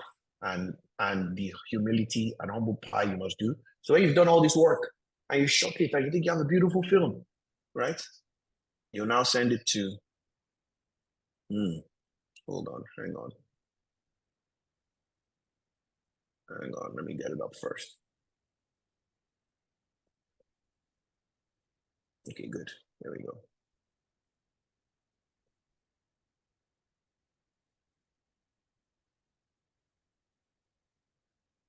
You'll now send it to our favorite people, right? Can you all see this? So this is their notes on edit, right? They'll now tell you, thank you for all your hard work. You know, people, when they want to first tell you you're not doing anything with skinny, they'll first make you feel good. Thank you, production design is beautiful, the lead actors are doing a strong performance, great, I make you feel, Then they start telling you, right? Act 1, we need to take a close look at how to speed up Act 1. Currently, team is spans through 28 minutes. We need to reduce this as much as possible. And this was the first cut, to be fair. It was 28 minutes, right? Because I told you Act 1, why not? It should be up to 40 minutes. They said, nope. So they made us cut it down from 28 minutes to about 14 minutes, right? This was the first cut. And the first cut, in fairness, was long, right? They said we would need to meet Elijah around 20, max 25-minute mark at the latest. And they were right. I think we met him at 17 or so, which was a good note, right? The story, danger of demolition is not apparent. We need to do better, you know, all that stuff. Demolition day and protest, do we have more footage? They didn't like it, right? They didn't give you notes after note after note. Can you see? Detail. From this point, from this point, from this point, Do you see all this? This is the reality of what collaboration looks like. And you have to be open to it. Sometimes it's tiny things, right? No need for slow motion. When Anna is looking for Timmy's inhaler, the scene is already dramatic enough. At the end of the scene, Anna says, I knew that they didn't know what they were talking about. But by the time I put the song and so on, it would feel even better. So you disregard some notes, right? All right. Anyway, very quickly, are there any questions on the look? And I will spend the last 20 minutes or so, 15 minutes or so on post-production. And we can take the questions because we don't need that long for post. We can also, Mr. Bide, if you allow, we can take some of the questions that were up before. Post, I'm really only going to talk about VFX. I think everybody understands how editing works. I have already talked about, anyway, I'll get there in post. The music is really not me, it's somebody else. Okay, all right. Before, I think we need to take Ikem Jika, because she was in the last, she wanted to ask a question before. So, Ikem Jika, can you just ask your question? Okay, I wanted to ask, how do we successfully wade up people while acting or shooting a movie? Like there are passersby, and they will often want to, look at what you're doing. So how do you weigh them off to, that's just a question. Yeah, it's a good question. It's not a good answer, by the way, especially for people starting out, is budget. What I mean by that is a film of this magnitude, we're paying all the extras. So in the scenes where you see Elijah is giving out all those flyers, all those people are paid to be there, right? And in commercials and so on. When you see Hollywood films where they have 1,000 people, everybody there is paid to be there. Sometimes it's CG, but when you actually see them, everybody there is paid to be there. So they're all professionals. When I was doing smaller films back in the days and young and you're sort of starting out, you just try and avoid it as much as you can. There's no good answer. You try and avoid it. You don't avoid it. You shoot it again. You beg people, don't look at the camera. You have, people who are assistants, or typically this is under the AD's department, the third and fourth AD type people go and get people, or the production manager, go and get people to stay at one end of the road, go and stay at the other end of the road, and they tell them as they're going, please, no vex, they're shooting down there, no look at the camera, please, and people just walk by. Sometimes it works, sometimes it doesn't. All right, thank you, sir. All right, we have someone from Abuja Center who wants to ask question. So Abuja Center, you can unmute yourself. Thank you. My question is, when it comes to the 3-act structure, was able to capture the audience for all the climaxes involved. But I'm thinking it wouldn't work well for maybe a biopic movie. So my question is, if you are having maybe 10 stories you've written and you are using the 3-act structure, that will work well, like maybe as a trademark for you. So is there a way to maybe, restructure? Is this just a preset 3-act structure for all movies or all stories that you write? Or is there a way to restructure it, adapt and make it work for the stories that you want to write? So that is my question. Yeah, so that is the work, right? What's your name, sir? My name is Joseph. Yeah, so that is the work, From Mr. Joseph. a directive perspective, watching your work, this particular 3-act structure worked for the Breath of Life, but from a directive perspective, watching your work, it can just be a trademark for everything that you do.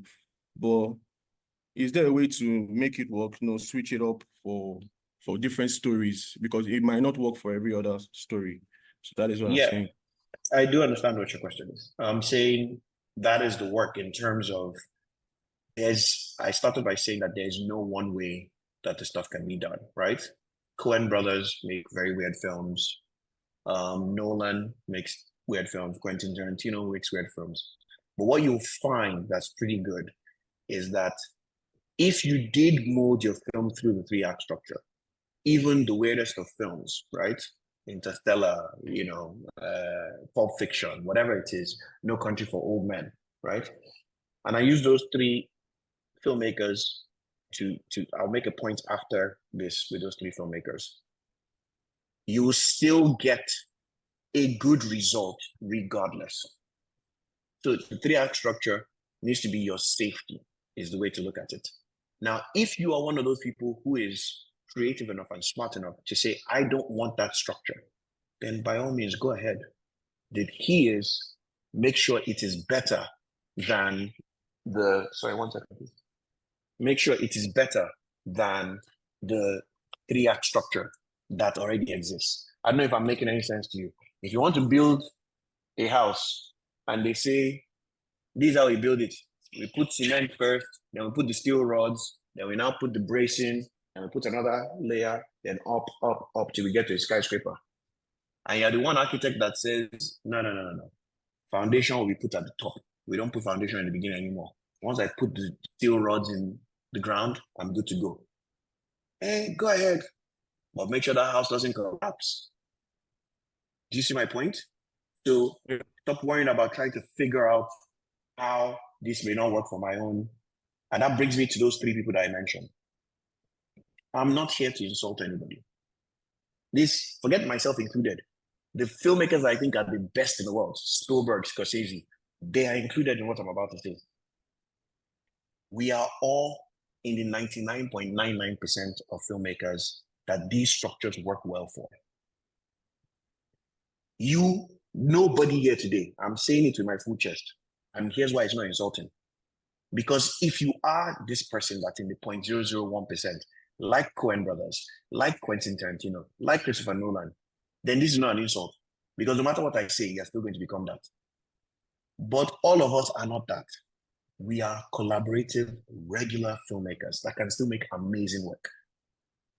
Quentin Tarantino, Coen brothers, Christopher Nolan, they should not be collaborating. When Quentin Tarantino tells the cinematographer, he won't say the way I said, which is, this light, it feels a bit harsh, or the contrast, are we worried about that?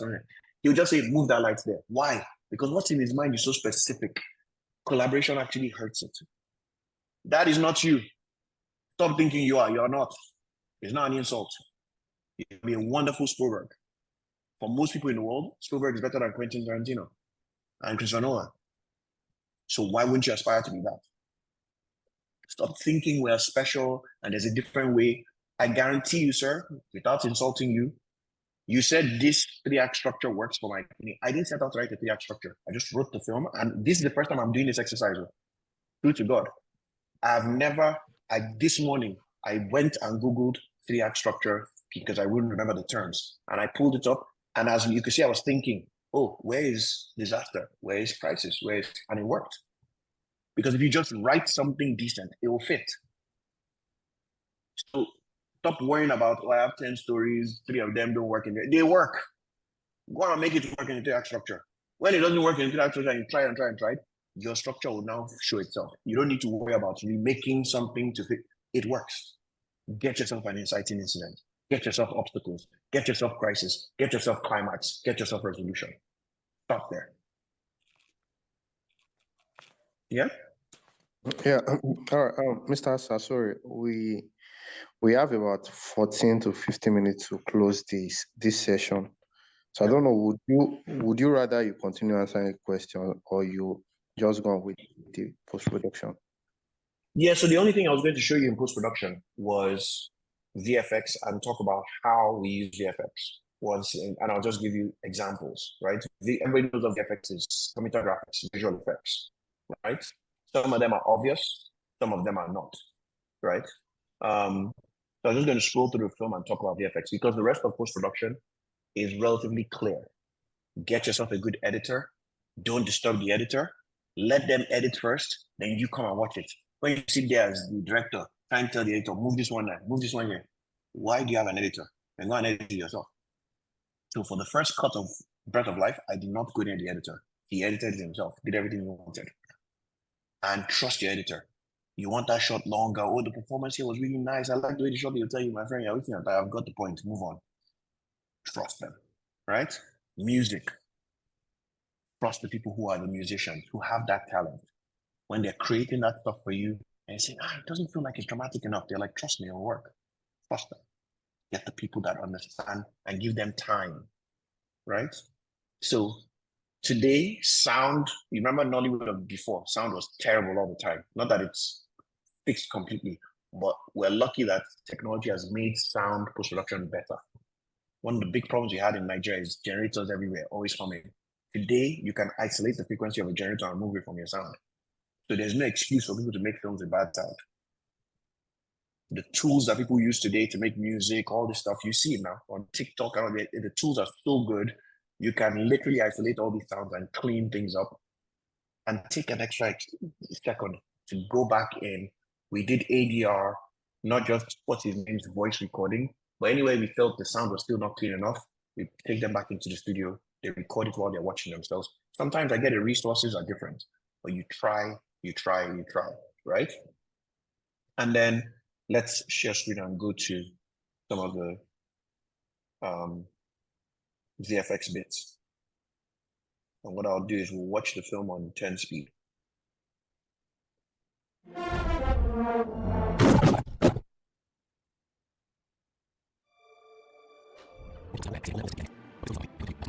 Okay, so you're seeing the obvious VFX things. This is a simple hologram, right? We had to create this ceramic plate and put it there. And then you discuss with your VFX people what you want it to look like, and you give them references, right? There's great VFX people today all over the country, right? And they build all these things, right? So before, back in the days when we were doing it, you'd have had to shoot Mr. Timmy on a green screen on the background. Now they can rotate relatively easily, right? So one of the things that I do is I always try to make the VFX easier for people.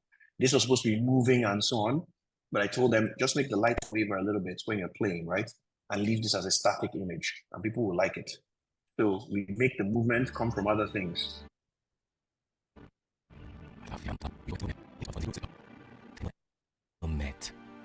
Right? So you see the light just flickering a bit. That's what gives it the reality. I don't need to make it any. Then I wanted this to feel as if it is the future, right? And in the future, I said, how am I going to show future? I don't want to do different costumes and so on. I said, okay, we'll make it that global warming is starting to happen a little bit. So there's more energy sustainability, so windmills, and then we put a little bit of snowflakes. I know sometimes there's snowflakes in Jos. I said, imagine if that was also in the Southwest by now, right? So you see that's what we did, right? See the little snowflakes, simple VFX to do. This story is easy. So that's where VFX can enhance your film, right? Without doing too much. What else is VFX? Nothing here. Obviously the gunshots and so on. Those are slightly obvious. Nothing here. Nothing here. Aha. The gunshots again. And then this is a big, big VFX scene, right? So I'll talk about this briefly. We had fire on set, right? With the fire machine or the fire engine department, but we knew it would never be big enough. So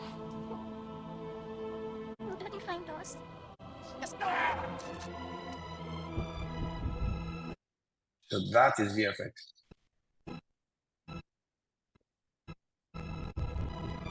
So this is shot. This shot is actually shot. We made it underexposed, but this shot, this is VFX. So we shoot the car, and then we put the lighter. This is completely VFX. The 3D model, the lighter, the same lighter that we had, and then drop it. And it allows us to change the focus to show the family is going to disappear soon and fire will consume them, right? That's why, so it's my decision how we use the VFX. I want it to be a metaphor for fire that is coming and family that is going, right? But this is all VFX, right? Then this fire is shot. We actually put a line of kerosene here and shot it. And they're in the car, so we stop the kerosene early to make sure that they're safe.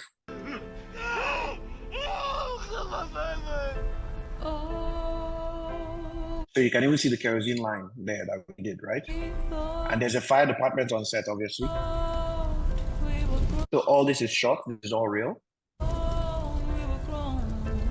Then this is VFX, right? So we have the fire consume the screen as she puts her hand on the window, right? So none of that is real. This is all VFX. And then there's a rail guard around the car, right? With some fire, but it's not very high. So we use VFX to enhance it, to make it big.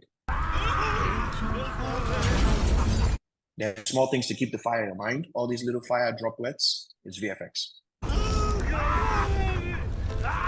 The smoke, because we don't want to make our actor feel exhausted, smoke exhaustion. So the smoke around is all VFX. It's a normal day when we're shooting it. So all this smoke, VFX. And all this fire around him, VFX, right? Okay. What else? Then we now burnt the car for real. So we got an old car and actually set it on fire and all that, right? So a mix of VFX and reality, right? The little gunshots there, VFX, right? What else? What else? What else?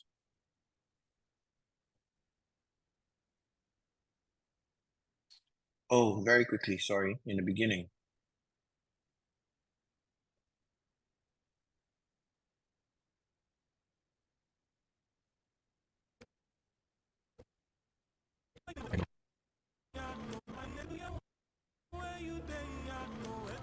Reverend Timmy got right to what he loved. So all that is VFX. The scaffolding and the cross going up, all VFX, none of it is real. It's just the church that's there, right? He got familiar with the town and fixed up the church. So the cross on top there, VFX, right? Okay. What else?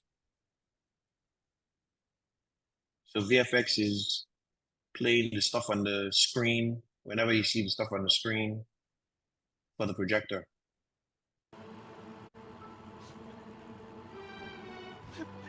So it is a real projector, but all this on the screen is VFX, right? Super easy to do, just impose.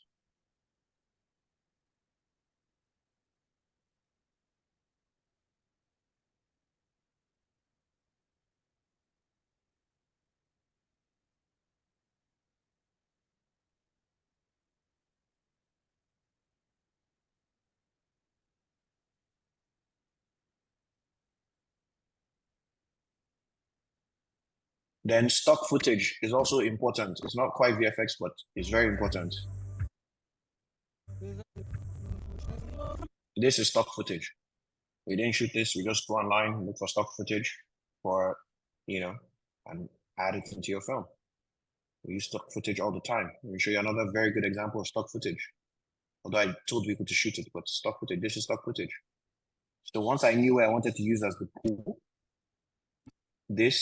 I knew I was using, this is National Stadium in Surulere, right? So I was like, okay, orange chairs, this is going to work. Why does it work well? Because of this. This is stock footage. Cambridge, actual Cambridge. So I said, okay, to make you feel like it fits, make sure the orange that you're seeing here matches the orange that you see the first time. And your mind immediately believes, even though this is in Surulere and that's in London, right? And it matches. Very simple. Put a white guy, make him look old like they did back in the days. Put some old cigarettes. Scientists say that the average person can take in. And you're done. So yeah, you get the point with the VFX, right? Happy to take, and I'm happy to do a little bit over, 5-10 minutes, Mr. Mide, it's okay. But please let's ask all our final questions. I hope that helps. Yes, we can. I think Namba is raising up his hand. He can, after Namba, raise up his hand also. So, Namba, you can ask your question. Okay. Hello, everyone. Very good insight, if you would ask me. For some of us that have watched, I don't know if anybody can hear me. We can hear you clearly. Oh, okay. So, I watched the movie sometimes back, and then probably visited Jerry Osai's page, and then seen a little bit of the VFX he did for the movie. So, probably the best VFX guy in the country. Yeah, actually, yeah. My question, in the scripting and then the storyboarding, is it that you had agreed that this was going to be VFX, or did you have to liaise with every other crew member and then they told you what was not going to be possible? Like there's the old Zinc that was VFX to a much more newer one in I think the first is it the first 2 scenes or so? I can't really remember. Is it that you discuss with them or they prefer solutions, or is it something that you already have thought of it in the scripting or in the storyboarding? Very good question. First of all, where are you from, Mr. Nanda? I am from Jos, Nigeria. Yeah, I knew it. You always have the best names. I don't know who that should be good. What a wonderful name, Namba. Thank you, sir. My name is Bodden. We can switch. But anyway, yes, so it's a collaborative process, right? So I have a fair sense of understanding of what, not just how VFX works, but what is possible for the VFX that we do now in Nigeria. But what I typically do when I'm writing stuff is, my really good friend is Jerry Osai's partner at Benro Odigbenro, right? And the two of them are Toshio Studios, and they both work on all our projects. And so I'll disturb Benro and Jerry as I'm writing. I'll say, I'm thinking of doing a little bit of global warming. Blah, blah. Can we put windmill in the water and it'll look realistic? From what distance? And something like, how much is it going to move? Yeah, we can do that now. Okay, then I write it, right? So I have the luxury of having that, but you also can ask questions while you're creating, right? And then I have a sense of what is possible. And then I always try to make it the easiest form of it, right? So Tenet wants to put windmill on the water. The drone will actually fly through the windmill as the water is, we can't do that. So let's just make it from afar. We took a drone shot, we colored it into an icy field and put the windmills in the back, right? But you discuss that stuff somewhat before, and then you have a post-production supervisor, a VFX supervisor on set, so that you're saying, this is what we want to do with that shot match, all that stuff. They have to do all these different things, take the actual pictures to get the proper reading of exactly what the atmospheric light is, so that when they go recreate in their computer, they're using the same light. See the lens that you use, so when they go recreate in the computer, they're using the same lens. So all those things are important, which is why you have to have them on set. But also in the beginning and inception, it's good to talk to people and get their counsel as to what is doable and what is not. Yes? Thank you, sir. There's a question also from Jones. Okay. We can take it. Okay. Praise the Lord. Hallelujah. Okay. My name is Michael Abashi John. And my question is this. Sir, in situation where you have an inspiration to write a script, but you don't know how to go about it, and the thing happens not just once. At times you have inspiration to write the script, but you don't know how to go about it, how to sit down and put the lines together. So I need light on that, sir. Thank you. Yeah, so there's two ways to think about it. Many of us are not taught, right? I think you should ask yourself whether you think two things. Do you enjoy the process of creating and writing in other formats, right? And then two, what have you written before? And do you feel like you're good at it? Those are two different questions, and it behooves you to ask yourself and be honest with yourself. People's friends aren't necessarily very truthful to them. So you have to be the custodian of this and you have to be honest, right? When you see these things and you watch these things and you read these things, do you feel like you can do that or better? And then do you enjoy it? If the answer to one or two of these is no, then what your job is that, yes, you've been given this inspiration, fantastic. Now go find a writer. You don't have to be the person that writes it. That same passion and burning you have, use it to find someone and inspire someone and push someone. But if the answer is yes, then use that to learn to write it, to learn how other people have written things like that, to work on it. The mistake would be not making the right decision from the onset and spending the time in the wrong direction. Either way, time is going to be spent. Resources are going to be spent. Is it you it's spent on because you actually do feel like, one, you enjoy it, and two, you're as good or better than what you see as the standard? Otherwise, then you're more a producer. Go and spend time finding the writer to do it. I hope that helps. Thank you. One more. Hi, everyone. My name is David, and my question is as regards climate change. So as a filmmaker, we know that climate change is a global discourse and has affected various spheres of life. So my question is, how has climate change affected you as a filmmaker? How has it affected your monetary input and output? And as a researcher, if I want to research climate change as it regards movies or filmmaking, in which areas can you be able to suggest that we research climate change as it regards movie making, so we can be able to solve some of the challenges that climate change has posed as regards movie making? Thank you. Okay, so first of all, clearly it's not everybody in Just that has a cool name, right? So David and, right, somebody was James there. I'm thinking it's all Nanbal and cool names. I don't feel that bad anymore about those of us from Lagos. That being said, it sounds like your question is more directed to an environmentalist, which I'm not, right? Here's what I will say. I will say that it is our job to touch on things that matter to humanity and put them in a format that's relatable to humanity. Climate change is one of those things, and we live in a world where it is not immediately obvious to us. We have bigger problems, let's just be honest. Climate change feels like a tomorrow problem when dollar is doing what dollar is doing. So I understand why it's difficult. I think it behooves us to find interesting ways to make it relatable. So that's a task you can take on.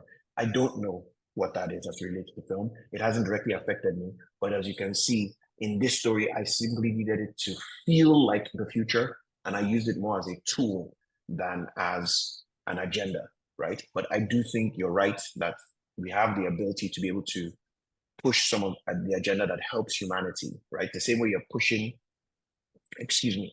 the ministry of Christ. It's the same way you should think about how you can do all the other things that make the world better. Poverty alleviation, disease control, education and learning, climate change prevention, all those things, right? Same sort of resource, same sort of crux, same all those things, passion, because making the world better is absolutely part of the ministry of what Christ is trying to make, right? So I hope that helped. I'm not sure if it did, but it sounds like more stuff that is directed to an environmentalist, not myself. Yep, more questions? All right. Can we take John Abonlari? Yeah, thank you so much. My question was supposed to come before now, was when we were talking about the set designing. So Okay, this is the first question. Yes. Okay, so you said the last set that you showed us was like the most expensive. And I want to ask that the budget for that particular set, I'm not talking about that the location for the warehouse location that you guys just switched positions of things and then make things happen like that. Is it is it just the overall budget for the thing, because you have the template from the set designer on how it should look like? Now, the overall budget, is it overall budgeted, or you just set one set at a time, like, okay, this is what we want it to look like now, and this is the amount for it. Then when we switch to this side, this is another amount for it, and when we switch to this side, this is another amount for it. Yeah, Thank it's a you good so much. question. Sorry for confusing you. I didn't mean the set was the most expensive. I said the scene was the most expensive. When all the things put together in the scene, vis-a-vis how many moments it was, right? So the costume, the set, all that stuff, right? But yes, you do the overall production design budget, then overall sets budget, then overall sets inside the location budget. Then you can break it down to each set inside that location. So technically, if you weighed out each set inside the location, maybe they're all relatively equal. But by the time you'd say you were going to put, it was Princess Alexandra's dress. That dress was ridiculously expensive, way too expensive. But I knew that it was going to make a big difference. That's why I wanted it. Okay. And yeah, I don't, Mr. Bide, I'm going to keep taking questions till it hits either 11:15 or till you say your next activity must begin. So I'm okay till 12:15. Sorry. I think we have some questions in Joss. They'll be the one to round it off. So Uncle Yomi. Right. Thank you very much. We so much appreciate you, sir. In fact, this please can we just appreciate our facilitator. Thank you guys very much. This has been great, exciting, insightful, and very educated, sir. In fact, from the comments here in Joss, everybody is very appreciative of this very moment, this time that you have taken to spend with us. And I believe this is going to make a very big difference in the lives of these filmmakers who have taken our time to listen to you. We bless God and we thank God for blessing us with you, and we appreciate the time you have given us. Thank you very much. Thank you very much. Thank you very much. Please, if you look at the screen, you will see there is a link for the reflection form. BB would like to hear from you. He already sent some questions, and also he wants to get some answers from you too. So please look at the link or scan the QR code to go to that reflection form during this break and just answer those. Okay, please do that and submit. Thank you.